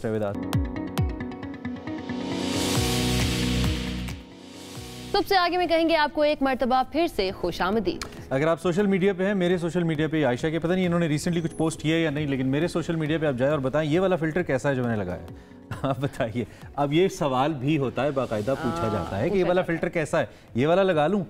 thousands and hundreds and thousands and millions of filters, चलो ये भी मैं कह देता हूँ सेफली कि इतने ज़्यादा इनका इस्तेमाल हम कर रहे हैं। अब मेनली कर क्यों रहे हैं आयशा? हमें अपना रंग गोरा करना है। समटाइम्स हमें अपने मुंह के ऊपर अगर कोई कील मुहासे हैं, क्या होने कहते हैं, पिंपल्स, उनको छुपाना है, स्किन स्मूथ करनी है टू लुक मोर प्रिटियर। और एक कुछ ऐसे काफ़ी फिल्टर्स हैं, जैसे आपकी डबल चिन है, थोड़ी सी मेरी भी है, वो गायब हो जाती है, कर देते हैं आपके फीचर्स को, शार्प कर देते हैं। तो हम ये सब कर रहे हैं, लेकिन इसका साइकोलॉजिकल क्या इम्पैक्ट है? एक अंदाजा तो ये कहता है कि 400 मिलियन अफराद ऐसे हैं जो डेली स्नैपचैट फिल्टर्स का इस्तेमाल करते हैं। इसका इम्पैक्ट हमारी जिंदगियों पे क्या हो रहा है, इस पे हम नहीं सोचते।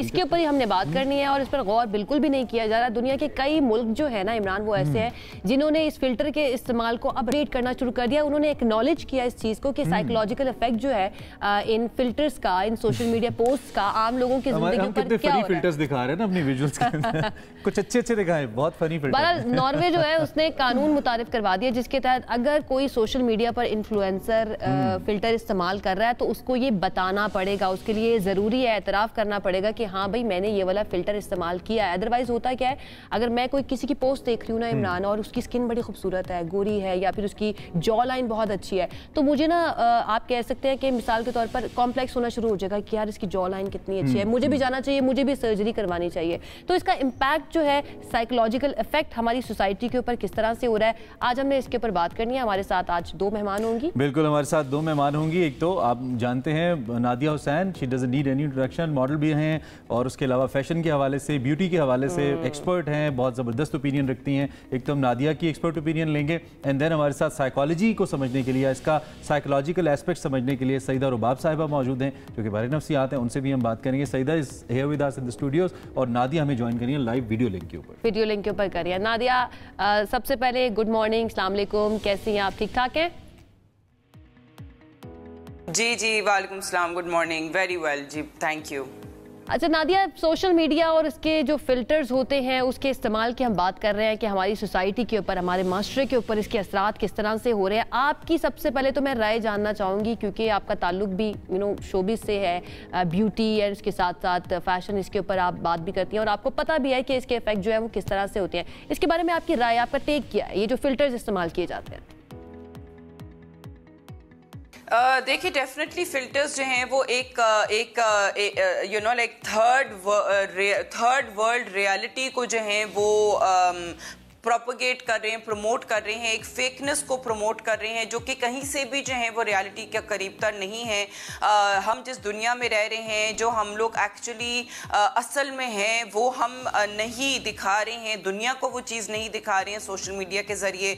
जो आपके करीब तर हैं, जानने वाले लोग हैं, फैमिली है, फ्रेंड्स हैं, वो तो चलें ठीक है, वो आपको जानते हैं कि आपकी क्या अप्रोच है, आपकी लुक क्या है, लेकिन जो और लोग हैं देखने वाले, उनको बिल्कुल भी नहीं पता है। तो ये फेकनेस जो है वो डेफिनेटली प्रोपोगेट हो रही है और लोगों को डिफरेंस नहीं पता लगता है, because there are some filters, there are some cameras, you know, phone के कैमराज ऐसे हैं, वो फिल्टर जरूरी नहीं है, लेकिन फोन के कैमराज ऐसे हैं, एंड्रॉइड फोन्स में जो है वो कैमराज ऐसे होते हैं कि आप उसके अंदर अगर ब्यूटी की सेटिंग्स करते हैं तो वो ब्यूटी की सेटिंग्स में आप नाक पतली कर लें, जॉ लाइन बना लें, अपनी आंखें बड़ी कर लें, जरूरी नहीं है कि आप अपना रंग गोरा करें, लेकिन आप वो वाले सारे अपने फेशियल फीचर्स जो है वो आप चेंज कर सकते हैं। अच्छा नादिया, स्किन स्मूथनिंग कर सकते हैं। आपका मेकअप से, फैशन से बहुत गहरा ताल्लुक है, करियर के पॉइंट ऑफ व्यू से भी एंड बीइंग एन एक्सपर्ट भी, तो कुछ लोग तो अब अजरा मिसाल ही कहते हैं, लेकिन कहते हैं कि अच्छा जी इतना मेकअप करने की क्या जरूरत है, फिल्टर लगा लें सब कुछ सेट हो जाएगा।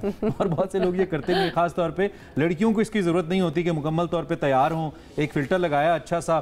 तो कुछ लोग ये भी कहते हैं कि इसमें हर्ज क्या है, आपने खूबसूरत ही दिखना है जैसे दिखें, अगर आपने सिर्फ लोगों को दिखाना है तो इसमें पर्सनल सेटिस्फेक्शन का एलिमेंट समहाउ इस तरीके से आ जाता है क्योंकि since I look good so I can use a filter and post a picture. Is it fine या नहीं? आपको प्रॉपर जो एक तरीका है to look better, you know, while using makeup and all, उस पर जाना चाहिए। What's your take on that? देखिए डेफिनेटली यू नो, अगर मैं कोई ऐसी सिचुएशन में हूँ या कोई मुझे ऐसी वीडियो बनानी है यू नो अपनी प्रमोशंस के लिए, या कोई लड़कियाँ भी हैं अगर उनको वो मेकअप उन्होंने नहीं किया हुआ है और उनको कहीं जाके जो है वो अच्छी सी तस्वीर लेनी है, तो लड़कियों को जो है वो मेकअप तो उनको करने की एक वो चाहत होती है कि हाँ यार थोड़ा सा सिर्फ दो अगर चीज़ें हों, ब्लश ऑन हो, लिपस्टिक हो, एटलीस्ट वो कहती कि जी हम लोग एटलीस्ट ये दो चीज़ें लगा लें। लेकिन फिल्टर के साथ क्या होता है, वो और भी चीज़ें जो है वो हो जाती हैं, यू नो, आपकी लैशेस भी लग सकती हैं, आपका लिप कलर भी लग सकता है, ब्लश ऑन भी लग सकता है, आई मेकअप भी, हर चीज जो है वो एनहांस हो जाती है।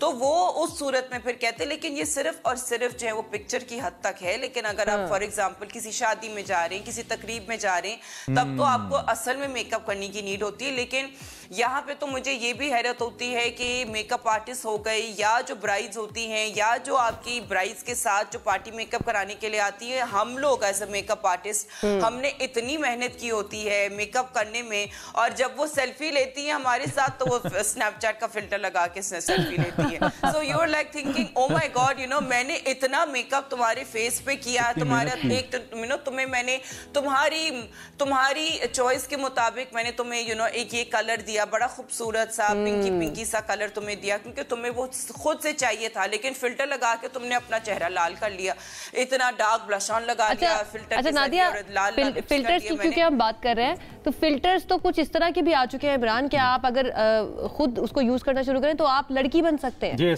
आप वो पिक्चर जब लेंगे जानवरों की जो शक्लें हैं वो भी आप कर सकते हैं। बहरहाल हम जरा दूसरा पॉइंट ऑफ व्यू और इसका इम्पैक्ट किस तरह से होता है, क्योंकि हमारे साथ सईदा भी मौजूद है, उनसे भी बात कर लेते हैं। सईदा, आपसे मैं ये जानना चाहूंगी, नादिया की भी आप बात सुन रही हैं और इसके इम्पैक्ट की हम बात कर रहे हैं, आपको क्या लगता है कि किस तरह से सोसाइटी के ऊपर ये फिल्टर्स जो हैं साइकोलॉजिकली अफेक्ट कर रहे हैं? देखें अगेन हम जब जिस टाइम बात कर रहे हैं किस तरह अफेक्ट कर रहे हैं, तो हर एज ग्रुप के पर्सन से डिफरेंस आता है। बच्चे और तरीके से हो रहे हैं, यंगस्टर्स और तरीके से हो रहे हैं, एजड हजरात जो एजिंग के कॉम्प्लेक्स में हैं वो और तरीके से हो रहे हैं। सो डिफरेंट है। सबसे पहले body image, how we look, comparison.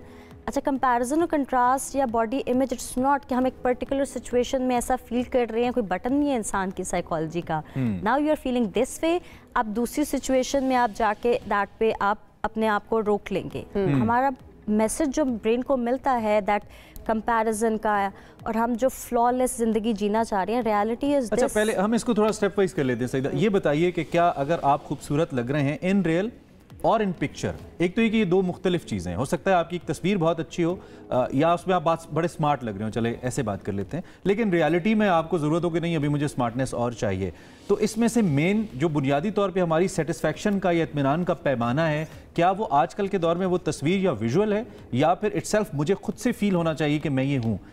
मेरी ज़हनी सेहत के लिए क्या बेहतर है, क्या महसूस करना बेहतर है? The thing is this, यही तो आइडेंटिटी का इशू और कंफ्यूजन क्रिएट करता है। हमारे स्टैंडर्ड्स हमें खुद भी नहीं समझ। एक बंदा कहता है यू लुक सो प्रिटी, वो आपके पास पेरेंट्स आते हैं और they are so happy, friends कह रहे हैं you are so pretty, you are so good looking, and the person who is coming to me, she is having depression, I'm not good enough, I'm not looking good, and according to all standards of beauty, she is very pretty. So this is the core. कुछ तो रिश्ता cases में बड़े surprises मिल जाते हैं लोगों को कि यार ये लड़की पिक्चर में तो बड़ी अच्छी थी, वो फिल्टर से अच्छी थी, असल में देखा तो परेशान हो गए, कंफ्यूज हो गए। On the other hand, there are some very natural beauty people जो सामने से बहुत अच्छे लगते हैं और मेकअप और फिल्टर्स देख के उन्होंने अपने फीचर्स को डिस्टॉर्ट कर दिया। तो अपनी आइडेंटिटी को भी तो हम इमोशनली मेंटली ऐसे डिस्टॉर्ट कर रहे हैं ना कि we don't know what we want from our inner self. Authentic artificial हो गए हैं, तो हमें उस आर्टिफिशियल की वो लाइन इतनी ब्लर्ड हो गई है कि हमें पता ही नहीं कि हमें क्या चाहिए और हमें कैसा दिखना है। ये हमारी जिंदगी का बहुत बड़ा हिस्सा भी तो बन चुका है ना, सोशल मीडिया से जो हमें अटेंशन मिलती है। लाइक अगर मैं जब तक मैं पिक्चर नहीं लगाऊंगी, मैं कहीं खाने के लिए गई हूँ, जब तक मैं ये नहीं लिखूंगी कि मैंने चेक इन कर लिया इस फेमस रेस्टोरेंट के अंदर या मैं बाहर घूमने गई हूँ, तो मैं इस एयरपोर्ट के अंदर जो है ना, दुनिया को भी पता चलना चाहिए। तो ये भी हमारी सेटिस्फैक्शन के लिए, एक सोसाइटी की अप्रूवल के लिए बड़ा जरूरी हो चुका है। ये आपको लगता है कि ये बहुत ज्यादा बढ़ता जा रहा है वक्त के साथ साथ और साइकोलॉजिकली अब हमें इफेक्ट करना शुरू कर गया? No doubt, don't you think it's becoming more like addiction? Birthdays देख लें, कोई भी हैपनिंग देख लें, पीपल डोंट नो कि आपके इर्द गिर्द हो रहा क्या है, क्यों हो रहा है, आपके नेक्स्ट का खड़ा कौन है। You know every good bad happening mobile is there. Right, एक बड़ा इंपॉर्टेंट पॉइंट है Nadia, I will come to you for this because ये एक ऐसा पॉइंट है जिसका ताल्लुक हमारी जिंदगियों से बहुत ज्यादा है, और वो ये है कि आजकल ये जो पीआर चलती है मुख्तलिफ, हर लड़की एक तो पीआर करना चाहती है, इन्फ्लुएंसर बनना चाहती है। कुछ लड़कियां तो हैं भी, आई मीन आपका 1000 इंस्टा फॉलोअर हुआ एंड यू आर इन्फ्लुएंसर, आप अपने आप को लिख देंगे, और फिर आपको कोई भी पीआर पैकेज चाहे वो किसी मकामी ब्यूटी क्रीम का है, कोई लोकल ऑयल है, हेयर ऑयल है, कुछ भी है, आपको आएगा, आप यूज करें ना करें, आप उसको इंडोर्स कर देंगे to all the people who follow you, और हो सकता है उसमें से कुछ 2-4 ऐसे लोग हों या ज्यादा भी जो उसको फॉलो कर ले और उसको नुकसान भी हो जाए। तो एक तो ये कि इसके ऊपर कोई फिल्टर मौजूद नहीं है कि आप अगर एक पीआर को इंडोर्स कर रहे हैं पैकेज को, तो इसकी क्या गारंटी कि आप खुद यूज भी कर रहे हैं। इस पे क्या टेक है नादिया आपका? देखिए, this is all part of marketing, और मार्केटिंग में अगर हम शुरू करते हैं तो टेलीविजन एड्स भी जो हैं वो वही चीज़ आपको दिखा रहे हैं कि जो आप वहाँ जो देख रहे हैं वही चीज़ जो है वो आप इन्फ्लुएंसर के हाथ में भी देख रहे हैं। सो अब वो चाहे वो जैसे कि आपने कहा कि ऐसी कोई क्रीम्स होती हैं जो कि एक्चुअली नुकसानदेह होती, वही क्रीम्स के एड्स आप बड़ी सेलिब्रिटीज़ के साथ टेलीविजन पर भी देख रहे हैं। अगर वही क्रीम जो है वो कोई इन्फ्लुएंसर भी जो है वो उसको इंडोर्स कर रही है, तो कौन गलत है? ना वो सेलिब्रिटी गलत है या वो चैनल गलत है उस एड को चलाने के लिए, ना कि वो इन्फ्लुएंसर गलत है।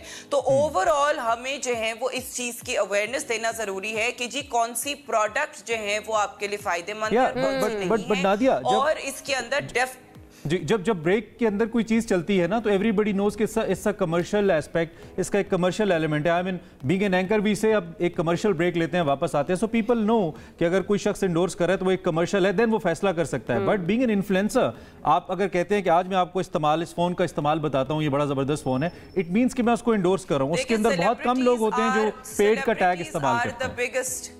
Celebrities are the biggest influencers. Celebrities are the biggest influencers. अगर आप महविश हयात को देखती हैं कोई शैम्पू इस्तेमाल करते हुए, आयजा खान को देखते हैं, मायरा खान को देखते हैं, कोई भी सेलिब्रिटी, वहाज अली हो गया, हुमायूं सईद हो गया, यू नो कोई भी ऐसा सेलिब्रिटी जो कि कोई शैम्पू इस्तेमाल कर रहा है, कोई क्रीम इस्तेमाल कर रहा है, आप वो बिलीव करते हैं उसको कि जी वो ये चीज़ इस्तेमाल कर रहे हैं।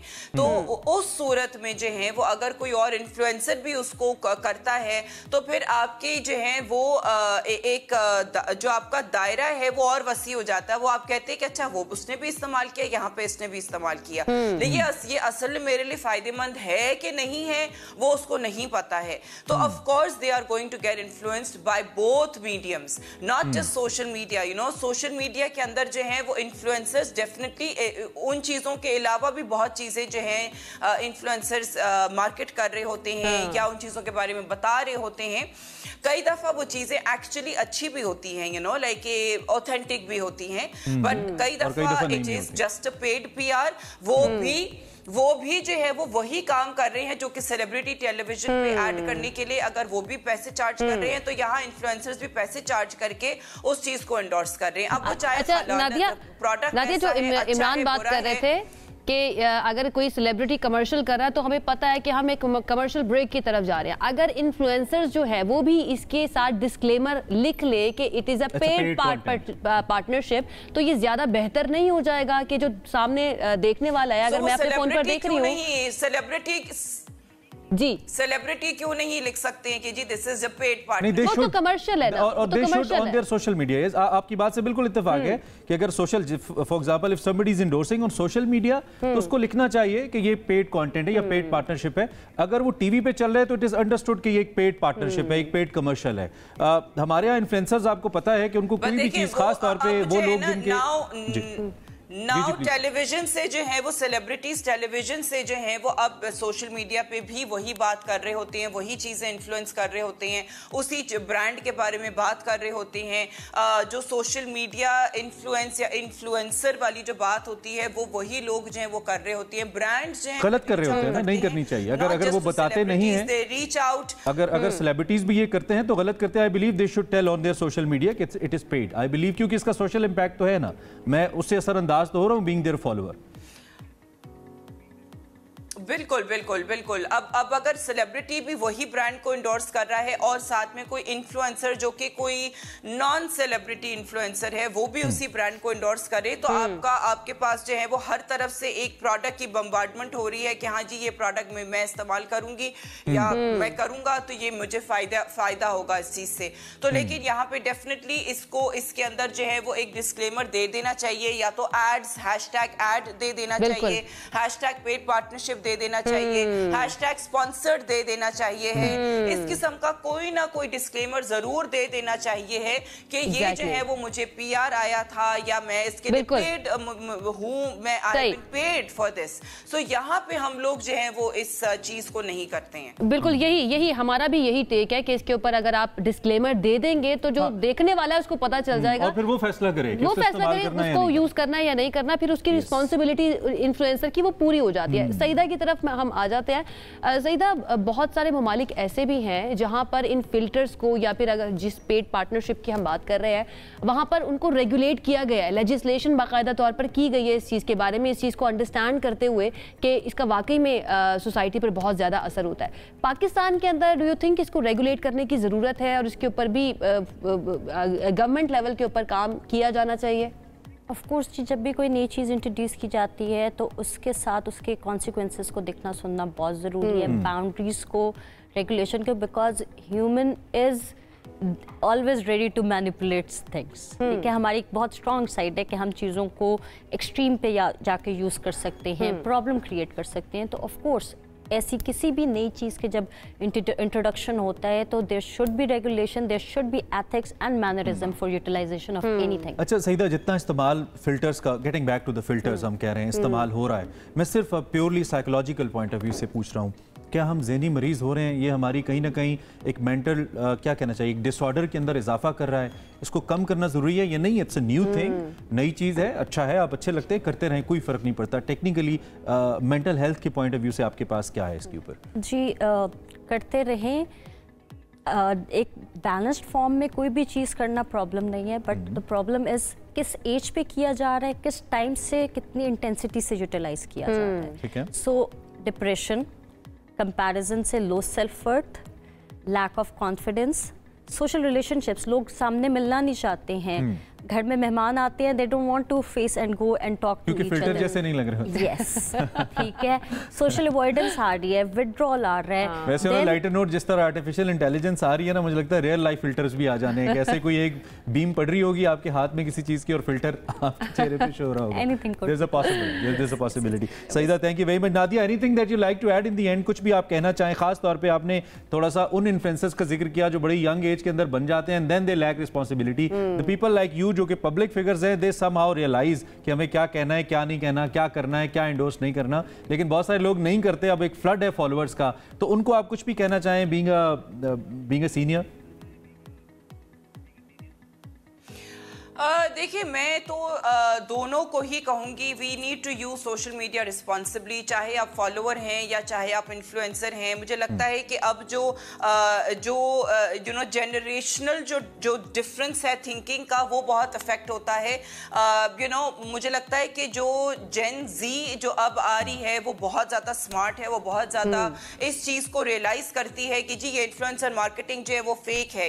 रियलिटी वर्सेस जो फिल्टर्स हैं उसके अंदर डिफरेंस क्या है, वो ये मुझे लगता है कि ये चीज़ों को थोड़ा सा इंडोर्स करने में जेन जी जो है वो थोड़ा सा फोर फ्रंट पे आ रहा है। दे आर रियलाइजिंग कि चाहे वो ब्रांडेड प्रोडक्ट्स हो गई, चाहे वो फेक इन्फ्लुएंसर हो गया, चाहे वो कोई ऐसी कोई चीज़ हो गई जो कि रियलिटी से हट कर है, they are pointing it out and they are saying that this is not what the reality is. So I think that is something which is very positive. Gen Z जो है वो उनकी माइंड, उनकी सोच जो है वो बहुत जो है ना वो एक हार्ड हिटिंग है, which I think is very good and this is very positive.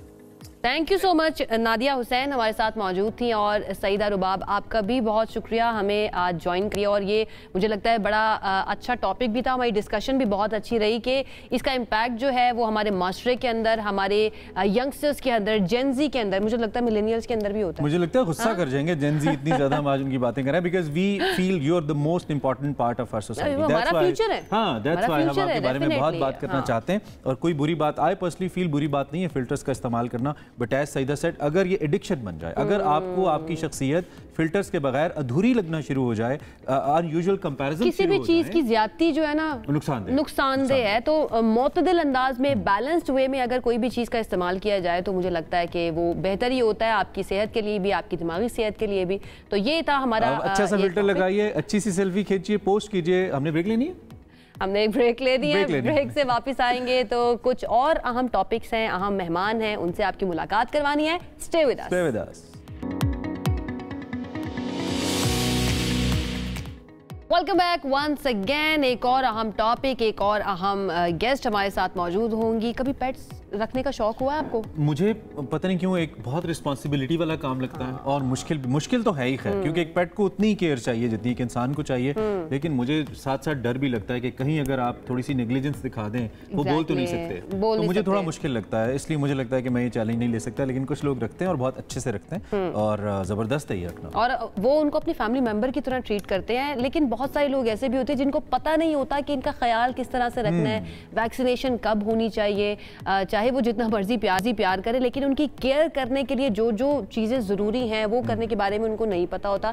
तो हमने सोचा कि क्यों ना हम थोड़ा सा हम आपको गाइड कर दें, और वो भी एक्सपर्ट के थ्रू हम आपको गाइड कर दें कि किस तरह से आप अपने पेट्स का ख्याल रख सकते हैं। तो हमारे साथ आज गेस्ट मौजूद हैं, कुर्रतुल ऐन मौजूद है हमारे पास, और हमने इनसे इससे पहले कुछ इन्फॉर्मेशन भी ली है। पेट्स के हवाले से हमें मालूमात देंगी, बल्कि एनिमल वेलफेयर पे भी काम करती हैं, जो कि मेरे दिल के बहुत करीब है, क्योंकि मैं हमेशा एक बात करता हूँ कि ज़मीन पे इंसानों का जितना हक है उतना ही जानवरों का भी है, बल्कि मुझे लगता है उनका थोड़ा सा ज़्यादा है, क्योंकि वो अपना हक मांग नहीं सकते, वो कह नहीं सकते कि उनको क्या चाहिए, सो उनका हक थोड़ा सा ज़्यादा है हमसे। हमें उन्हें सर्व करना चाहिए, उन्हें सपोर्ट करना चाहिए। Qurratul, how are you? आप ठीक हैं? How about this topic? हमने सोचा कि पेट्स तो सभी रखते हैं या सभी रखने का शौक रखते हैं, लेकिन when it comes to the pets, it comes with responsibility. उनको हैंडल करने के लिए कितना रिस्पॉन्सिबिलिटी का एलिमेंट होना चाहिए while keeping the pets? Basics क्या है इसकी? देखिए, ये बड़ा ही निगलेक्टेड सा टॉपिक है, टू बी वेरी ऑनेस्ट। बहुत कम लोग इस चीज़ पे बात करते हैं। देखिए, हमने कर ली। Thank you for that. लोग पेट्स रख लेते हैं क्योंकि आजकल एक ट्रेंड, एक फैशन में भी ये चीज़ आई हुई है कि मेरे पास पेट है। स्पेशली लोग आजकल प्रेफर करते हैं कि बाहर से पेट्स को इंपोर्ट करें, डबल कोटेड, ट्रिपल कोटेड, जो कि हमारे इन्वायरमेंट में सर्वाइव करना जिनके लिए मुश्किल होता है। कुछ ऐसे कोट्स अवेलेबल हैं जिनके लिए आपको हर टाइम AC की ज़रूरत है, जिनके आपको कूलर्स की ज़रूरत है, जिनका अगर गर्मी ज़्यादा आपको शेव करानी है, तो हम बस एक सोशल स्टेटस सिंबल के लिए ना ऐसे पेट्स को इंपोर्ट कराना शुरू कर दिया है हमने, जिनकी टेक केयर बहुत मुश्किल है। लेकिन अगर आपने एक पेट रख लिया है तो डेफिनेटली उसको टाइम की ज़रूरत है, उसको आपकी अटेंशन की ज़रूरत है। There are some basic things जो उनकी नेसेसिटी है। लाइक आप उनकी डिवर्मिंग कराएं कि उनके पेट में कोई कीड़े ना हो, आप उनकी टाइमली वैक्सीनेशंस कराएं, आप उसका स्केड्यूल की उस पर रखें। अगर जैसे वो प्यूबर्टी को हिट करते हैं, आप उनकी न्यूटर स्प्रे कराएं ताकि वो रिप्रोड्यूस ना कर सकें, उससे उनके टेम्परामेंट में भी फ़र्क आता है, उनकी हेल्थ भी बेहतर हो जाती है। आप उनकी रेगुलर ग्रूमिंग करें, आप उनके जो चेक करें कि वो ओवर फीडिंग तो नहीं आप उसको करा रहे, क्योंकि लोग अच्छा हर डिफरेंट तरह के पेट्स जो होते हैं उनके लिए केयर के जो लेवल्स होते हैं या स्टैंडर्ड्स होते हैं वो भी डिफरेंट होते हैं, यानी कि अगर आपको कोई पेट लेना है तो पहले आपको रिसर्च करनी पड़ेगी उसके ऊपर, बिल्कुल कि मुझे किस तरह से ख्याल रखना है उसका। बिल्कुल ऐसे ही है, जिस तरह इंसानों की डिफरेंट पर्सनालिटीज़ होती हैं वैसे ही पेट्स की भी डिफरेंट पर्सनालिटीज़ होती हैं, उनकी भी डिफरेंट नीड्स होती हैं। फॉर एग्जांपल अगर आपने डॉग रखा हुआ है तो उसके लिए आपको ट्रेनिंग की जरूरत है। मतलब अ बिल्ली इज नॉट जस्ट अ बिल्ली, a dog is not just a dog, उसके अंदर डिफरेंट आपने उसके ट्रेट्स को देखना है। डेफिनेटली कुछ लोगों ने क्यूटनेस के लिए रखा हुआ है, कुछ ने ब्रीडिंग पर्पस के लिए रखा हुआ है, कुछ ने शिकार के लिए रखा हुआ है, कुछ ने स्निफर डॉग्स रखे हुए हैं। तो डिफरेंट डॉग्स की भी डिफरेंट पर्सनालिटीज़ हैं, different traits and different breeds हैं। इस तरह कैट्स की भी हैं। अगर आपने जैसा डॉग रखा हुआ है तो आपने उसकी डेली एक्सरसाइज करवानी है, आपने उनको वॉक पे लेके जाना है, उनकी ट्रेनिंग ज़रूरी है। अगर आपने कैट रखा हुआ है तो आपने उसका लिटर डेली स्कूप करना है, आपने उसके लिए स्क्रैच बोर्ड्स रखने हैं, आपने उसको कडल टाइम देना है, उसको उसका पर्सनल टाइम भी देना है, क्योंकि कैट्स पर्सनल टाइम भी मांगती हैं। अगर आपने कोई रैबिट, अच्छा कैट्स के बारे में कहा जाता है बड़े प्रोटोकॉल्स भी होते हैं, बड़ी मूडी भी होती हैं, लेकिन एक और चीज़ जो कही जाती है कैट्स के बारे में कि अगर आप उनको घर में रखते हैं तो उनके बाल झड़ते हैं, जिससे एलर्जी भी हो सकती है बच्चों को खासतौर पे, या जो बड़ी उम्र के लोग होते हैं। जरा इसके बारे में बताइए। कुछ लोगों को एलर्जीज होती हैं, मोस्टली यंग अंडर 15 को होती हैं, या समटाइम प्रेग्नेंट वुमेन्स को हो जाती हैं, या जो जिनका इम्यूनो, बच्चों के लिए भी इम्पैक्ट बच्चों पे भी होता है। बहुत कम केसेस होते हैं, लेकिन समटाइम्स होते हैं। जिनका इम्यूनो सप्रेस होते हैं कुछ लोग, उनमें थोड़े से चांसेस होते हैं। इसमें होता यह है कि अगर आपने एनिमल को प्रॉपर्ली पहले वैक्सीनेट कराना है, फिर इनके ऊपर ना समटाइम्स टेक्स, फ्लीज, ये चीज़ें आ जाती हैं, एक्टोपैरासाइट्स होते हैं, इनसे इंसानों को भी डिजीज़ हो सकती है। तो आपने अपने एनिमल की डेली ग्रूमिंग तो करनी ही होती है, लाइक आपने उसको ब्रश करना है, आपने एक्टोपैरासिटिक शॉट्स लगवाने हैं, या एक्टोपैरासिटिक रिपेलेंट स्प्रेज होते हैं, आपने वो उनके ऊपर करने हैं। अगर वो कोई लेटर यूज़ कर रहे हैं, आपने मेक श्योर करना है कि वो एक तो डेली तो स्कूप हो, और सेकेंडली अगर हर वीक में उसको आपने चेंज करना होता है। अगर उनके कोई बेड्स हैं, कोई उनके पैड्स हैं, आपने उनकी लॉन्ड्री करनी होती है।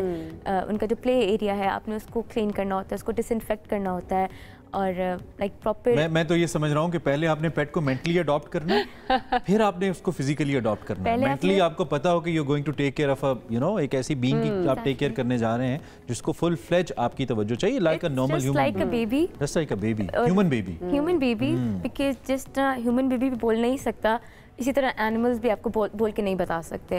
तो they are just like baby, they need attention, they need food, they need your love, they need your care, they need their time. हम अपने इस शो के करियर की पहली टेलीफोन कॉल लेना चाह रहे हैं। अमजद अली हमारे साथ हैं लाहौर से। I hope he can hear us. Amjad, can you hear me? जी सर। भावलपुर से। अमजद, क्या हाल है? आप ठीक ठाक है? मेरी आवाज़ सुन पा रहे हैं आप? आप अपना सवाल कीजिए, क्या पूछना चाहते हैं आप पेट्स के हवाले से? वालेकुम सलाम, ठीक ठाक, आप ठीक है? इमरान अल्हम्दुलिल्लाह, थैंक यू, आपने कॉल किया। पूछिए, क्या पूछना चाहते हैं? मैंने एक बिल्ली पाली हुई है, उसका पता नहीं क्या मसला रहता है, हर टाइम उसकी आंखों से पानी आता रहता है, मैंने इलाज किया है, जो भी किया वो ठीक नहीं हो रही। अच्छा, हर वक्त पानी आता। आप कुछ पूछना चाहती हैं इनसे फर्दर सिम्टम, ताकि हम इसका? उन्होंने कहा मैंने एक बिल्ली पाली, उसकी आंखों से पानी आता रहता है, तो इसकी वजह कुछ पूछना चाहती हैं? अदरवाइज हम इसका जवाब दें। इसमें बेसिकली होता यह है कि समटाइम्स ना कैट के आईज में इन्फेक्शन होती है, क्योंकि या ज़्यादातर खोल के भी रखती हैं, डस्ट पार्टिकल्स भी जाते हैं, तो आपने डेली बेसिस पे ना क्लीन करना होता है। इस तरह हम लोग भी समटाइम्स उठते हैं, हमारी भी आईज में कुछ स्टक होता है, इसी तरह कैट्स की भी होती हैं। अगर हम इसकी टोटल प्रॉपर ग्रूमिंग नहीं करेंगे तो वो इंक्रीज होता जाता है, साइड पे ब्लैक स्पॉट्स पड़ना स्टार्ट हो जाते हैं, और वो पानी निकलना स्टार्ट हो जाता है, ऐसा फील होता है जैसे आंखों में पस पड़ रही है। लेकिन उसमें यही है कि आप कोई भी कैसे करें कि, और इसको कोई ड्रॉप्स मिलते हैं? ड्रॉप्स तो मिलते हैं, बट डेफिनेटली इनको किसी वेट के पास फर्स्टली जाना चाहिए। वो कह रहे हैं कि मैंने बड़ा इलाज करवाया लेकिन ठीक नहीं हो रहा है। आई डोंट नो क्या इशू है इनके उसका, लेकिन डेफिनेटली एक वेट के पास जाएंगे, वो प्रॉपर थॉरोली क्लीनिंग करेगा। तो काबिले इलाज है ये? एग्जैक्टली, काबिले इलाज है। एक और हमारे पास कॉलर है, सबसे आगे कॉलर। लोगों ने ना ब्रीडिंग करा के ऐसे परमानेंट इश्यूज भी क्रिएट कर दिए हैं ब्रीड्स के अंदर। जिस तरह कुछ टॉय ब्रीड्स हैं, they can not breathe properly, उनकी इतनी दफ़ा ब्रीडिंग हो चुकी हुई है कि नाउ दे जस्ट थोड़ा सा एक्सरसाइज करते हैं, they get heart arrest. How sensitive, how sensitive this is our negligence कि हम लोगों ने इतनी ब्रीडिंग सिर्फ अपने शौक के लिए, अपने गिफ्ट देने के लिए आगे लोगों को और बताने के लिए सेल करते हैं, राइट? क्यूटनेस के उस पे सेल करते हैं, तो अब वो इतने So we have a next caller, quickly question. या और बड़े हमारे जो है रेगुलर कॉलर है। याहिया कैसे हैं आप? अस्सलाम वालेकुम। आप दोनों को वेलकम हो और माशाल्लाह बहुत अच्छा प्रोग्राम आप कर रहे हैं, दोनों बड़ा एक्टिव कर रहे हैं और बड़ा अच्छी तरह कंडक्ट कर रहे हैं प्रोग्राम। आपकी डॉक्टर को सलाम हो। मेरे मैं जल्दी पूछना चाहूंगा कि मेरे एक दो सवाल है। देखिए, एक तो सवाल ये कि किसी भी जानवर को पालने के लिए, स्पेशली अगर कुत्ता पाल रहे हैं या बिल्ली पाल रहे हैं, तो उसकी साइकी समझना कितनी जरूरी है, क्योंकि ये एनिमल कुछ एनिमल होते हैं जो ऐसा रिएक्ट करते हैं बाज़ वक़्त अपने, जैसे कुछ डॉग्स हैं वो अटैक भी कर देते हैं बाज़ वक़्त अपने मालिक पे भी करते हैं। उसकी साइकी समझना कितनी जरूरी है। दूसरा एक सवाल, जो लोग अपने घरों के अंदर जानवर पाल रहे हैं, स्पेशली बिल्ली, कुत्ते, और वो जो बेड पे आ रहे हैं, कमरे में आ रहे हैं, तो उनको कितना कॉन्शियस होना चाहिए उस चीज कि उनकी हेल्थ मुतासिर ना हो। ये मेरा सवाल है। Thank you. Okay, thank you thank you याया जी। You got the if you can repeat. नहीं समझ एक तो इन्होंने साइकोलॉजी के जो आपका पेट की साइकी समझना आपको कितना ज्यादा जरूरी है, क्योंकि समटाइम्स आप पे अटैक भी कर देते हैं, इस चीज को समझना कितना जरूरी है। और दूसरा ये कि वो बिस्तर पे, आपके सोफा पे आपके करीब आ जाते हैं, कडलिंग की जो हम बात कर रहे थे, केयरफुल रहना कितना जरूरी है कि आपकी हेल्थ को वो मुतासिर ना करे। साइकोलॉजी डेफिनेटली बहुत इंपॉर्टेंट है इनकी। ये इनकी बॉडी लैंग्वेज से आपको पता चलता है कि what they are expecting. If for example अगर हम डॉग की बात करते हैं, when they are in playful mood, when they are happy, they wiggle their tail. ठीक है, if they are afraid of you, वो अपनी टेल को अपनी टांगों के बीच में दबा लेते हैं। इफ दे आर अलर्ट, वो अपनी टेल सीधी कर लेते हैं। इफ दे आर लाइक अगर वो उनको है कि वो आप पे अटैक करने लगे, दे विल ग्राउल फर्स्ट।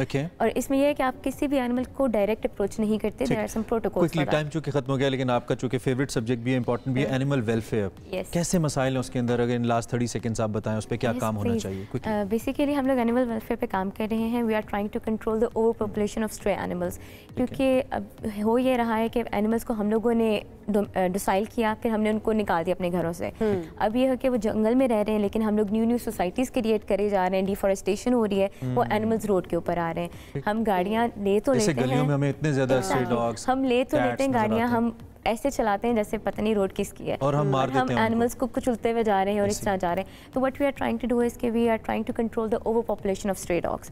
इसमें हम TNVR, it's a trap neuter vaccinate release, जो कि इस्लामिकली परमिसिबल और साइंटिफिकली प्रूवन वे है एनिमल पॉपुलेशन को कंट्रोल करने का। The second thing which we are doing is, हमारे एनिमल शेल्टर्स हैं इस्लामाबाद में, लाहौर में, कराची में, एंड फर्स्ट एवर गवर्नमेंट के साथ स्कर्दू में।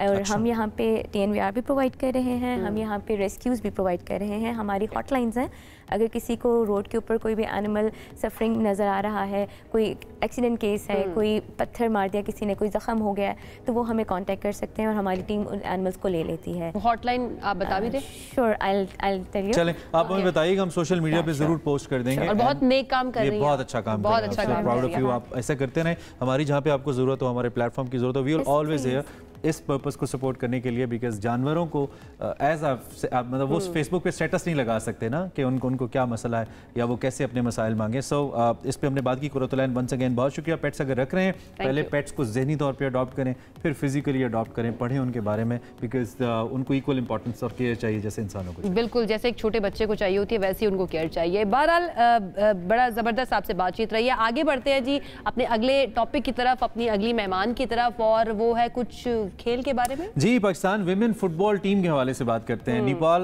में होने वाली जो सैफ विमेन चैंपियनशिप है, इसके लिए भरपूर तैयारियां इस वक्त जारी हैं और इसका आगाज 17 अक्टूबर से होना है। जो कौमी टीम है, इसका तरबियती कैंप इस्लामाबाद में जारी है और ग्रीन शर्ट्स इस बड़े इवेंट में फतह के लिए हमें पुरज़ भी नजर आते हैं। लेकिन इसके साथ साथ ये भी कुछ ऐसी खबरें आ रही हैं पाकिस्तान स्पोर्ट्स बोर्ड के हवाले से, नेगेटिव खबरें भी हैं। ऑब्वियसली विमेन टीम को इस इवेंट में शिरकत के लिए NOC नहीं जारी किया जा रहा। अब इसके मुहर्रिकात क्या है, क्या कोई राइट वजह है, जायज़ वजह है, इस पर भी हमने बात करनी है। और पाकिस्तान स्पोर्ट्स बोर्ड की जानिब से जो पाकिस्तान फुटबॉल फेडरेशन है, इसको एक खत भी भेजा गया है, जिसके मुताबिक अगर ये जो एप्लीकेशन है वो ताखीर से मौसूल हुई है और ज़रूरी दस्तावेज़ात पर नॉर्मलाइजेशन कमेटी के चेयरमैन के दस्तखत नहीं है, इस वजह से ये NOC जारी नहीं किया गया। लेकिन ये किस हद तक राइट है, इसको जरा हम डिस्कस भी करें। अच्छा, माजी में भी इस तरह की हमने खबरें देखी थी कि NOC की वजह से जो हमारी फुटबॉल की टीम है उसको काफ़ी मुश्किलों का सामना रहा था, और बहुत मरतबा इस मामले पर स्पोर्ट्स बोर्ड और फुटबॉल फेडरेशन जो है वो भी आमने सामने आए, लेकिन फिर मामला आखिरी लम्हात में जाकर हल हो जाते हैं। लेकिन इससे होता ये है कि हमारी टीम जो है वो तजब्जुब का शिकार रहती है कि पता नहीं हमने जाना है या नहीं जाना, और जब वो ट्रेनिंग भी कर रहे होते हैं उस टाइम पर भी उनकी मोटिवेशन लेवल जो है वो उस तरह से वहां तक नहीं पहुंचे। तो इसी पर बात कर लेते हैं। हमारे साथ कौमी टीम की डिफेंडर है नजालिया सिद्दीकी मौजूद है।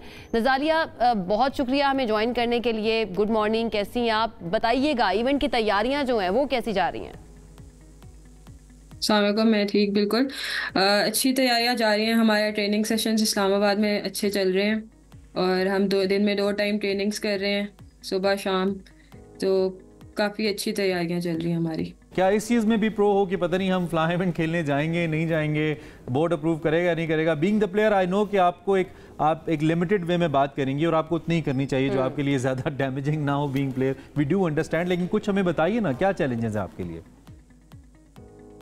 सुनने को मिला है हमें एनओसी के बारे में कि नहीं मिला, लेकिन ऑनेस्टली हम लोग इस बारे में कुछ कर नहीं सकते। हमारा ज़्यादा फोकस हमारी ट्रेनिंग्स पे ही रहता है, क्योंकि हम उसी के बारे में सोच सकते हैं। तो हमारे प्रैक्टिस चलती रहती है और हम मोराल पर फर्क पड़ता है। इस तरह की खबरें जब आती हैं कि एनओसी का मसला हो गया है और पहले भी होता रहा है, तो मोराल पे फर्क पड़ता है। ट्रेनिंग के दौरान आप टीम मेंबर से बात करती हैं, वो लोग कहते हैं कि ये क्या हो रहा है, क्यों हो रहा है? ट्रेनिंग के दरमियान हमें ऐसी चीज़ें नहीं अफेक्ट करती है। ऑफ ट्रेनिंग जाहिर है बातचीत चलती है, लेकिन ट्रेनिंग पे पूरा फोकस उतना ही रहता है। ट्रेनिंग का फोकस नहीं कम होता हमारा। कितना डिसअपॉइंटिंग होता है when you get to know एक टूर्नामेंट के लिए आप तैयारी कर रहे हैं, पूरी टीम बूस्ट अप है और फिर एकदम से पता लगता है कि जी इधर तो आप जा ही नहीं रहे, एनओसी नहीं है। तो फील तो होता है बहुत ज़्यादा।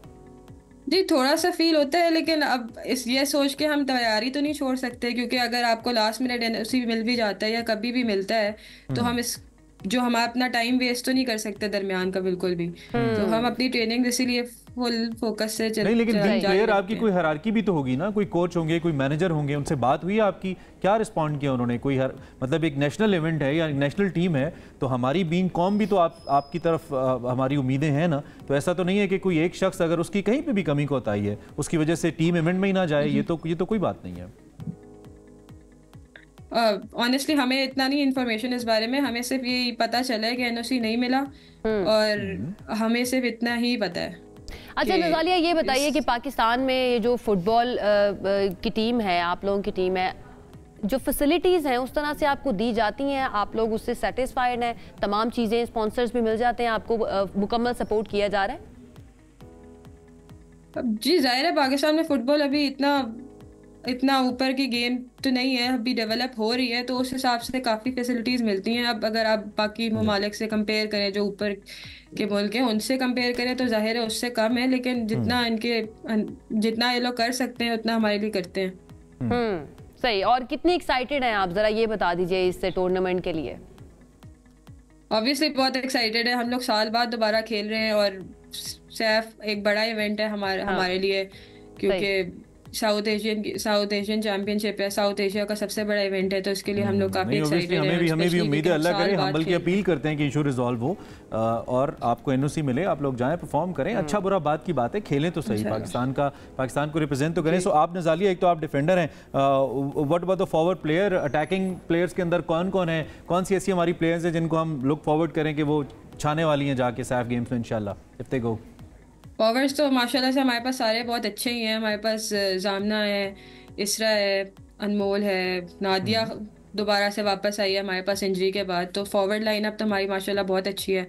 इवन मिडफील्ड सारी पोजीशन पे हमारे पास अच्छे प्लेयर्स हैं। What about coaching? आपके कोच कौन है और क्या ठीक है, अच्छी कोचिंग हो रही है? जी कोच हमारे माशाल्लाह सब वही करते हैं, सारा प्लानिंग वगैरह। उनके बगैर तो कोच तो मेन होते हैं टीम के, उनके बगैर तो टीम नहीं चल सकती। और कौन सी टीम आपको लगता है सबसे ज्यादा चैलेंजिंग होगी? नज़ालिया, आप टूर्नामेंट में जाएंगी तो किस टीम के लिए भरपूर प्रैक्टिस कर रही है कि इस टीम को तो हमने लाजमी हराना है भाई?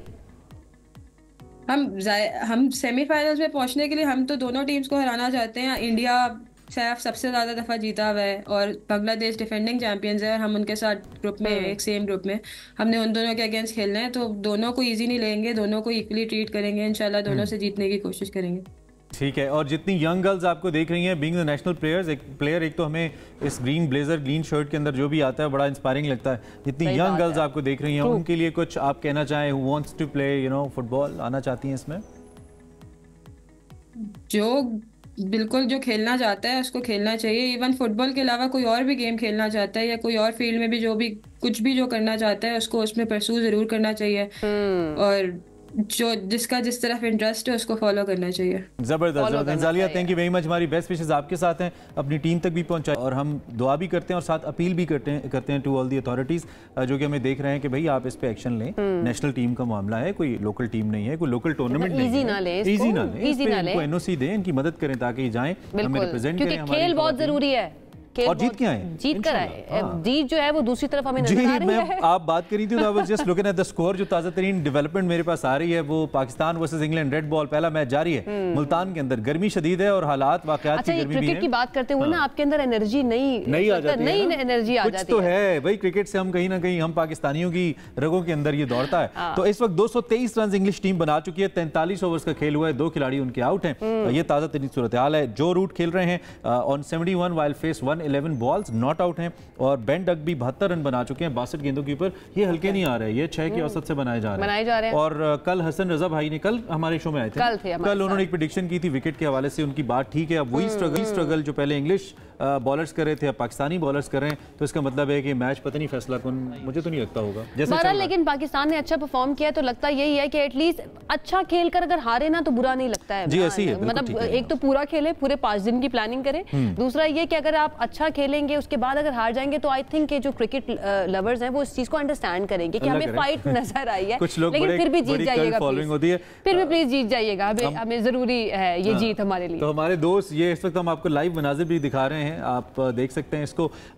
2 विकेट्स गिरी हैं जी। एक शाहीन शाह अफरीदी ने ली है जो कि एक्सपेंसिव रहे आई बिलीव टेस्ट को देखते हुए। 10 ओवर 44 रन 1 विकेट, और Naseem Shah 11 over 45 run 1 wicket. 4.4 and 4.09 का इकोनॉमी है, जो कि मुझे लगता है टेस्ट में ज्यादा, लेकिन जो कि हाई स्कोरिंग विकेट है तो इंग्लिश बैटर्स का भी पूरा हक है। अगर हम 5 साढ़े 5 तो मार सकते हैं तो उनका भी हक है। वो हमारी जुबान में कहते हैं ना, वो भी खेलने आए, वो भी खेलने के लिए एग्जैक्टली। बहरहाल तो अगली खबर की तरफ और फिर हम जाएंगे, उसके बाद हमारा वक्त जो है वो खत्म हो जाएगा।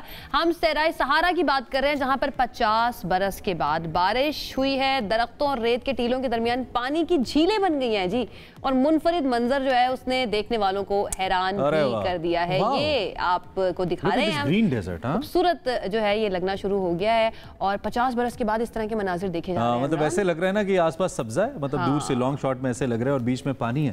तो अल्लाह की जात है भाई, अल्लाह की कुदरत है, जो चाहे। पिछले वैसे कुछ अरसे में हमने अरब के, सऊदी अरब के हवाले से भी सुना था, ताइफ वगैरह के इलाके में बड़ी बारिश हुई थी। मैं कल पढ़ रही थी, अंटार्कटिका जो है वहां पर क्योंकि आइस बहुत तेजी से मेल्ट हो रही है, वहां पर भी ग्रीनरी बहुत ज्यादा बढ़ती जा रही है। लेकिन वो खबर सुन के ना मैं थोड़ा सा परेशान भी होगी कि हम इस चीज को बहुत ज्यादा इजी ले रहे हैं। क्लाइमेट चेंज जो है ना ये बहुत ज्यादा इफेक्ट कर रहा है। कभी-कभी तो क़यामत की निशानियां लगती हैं सारी हम इस पे। बहरहाल जी, ये बहुत खूबसूरत मनाज़िर हैं, and we thought to share it with you just to make your morning better. अगर हम उसमें इजाफा कर पाए तो बहुत जबरदस्त, नहीं कर पाए तो हम रुकेंगे थोड़ी, हम कल फिर आएंगे, हम फिर कोशिश करेंगे और फिर आपके मूड को बेहतर करेंगे। और आपने हमें बताते रहना है, आप बताते रहेंगे तो हम मजीद बेहतर करते रहेंगे, अच्छे अच्छे टॉपिक्स आपके लिए लाते रहेंगे। तो उसके लिए आपने फीडबैक अपना सोशल मीडिया पर हमें लाजमी देना है।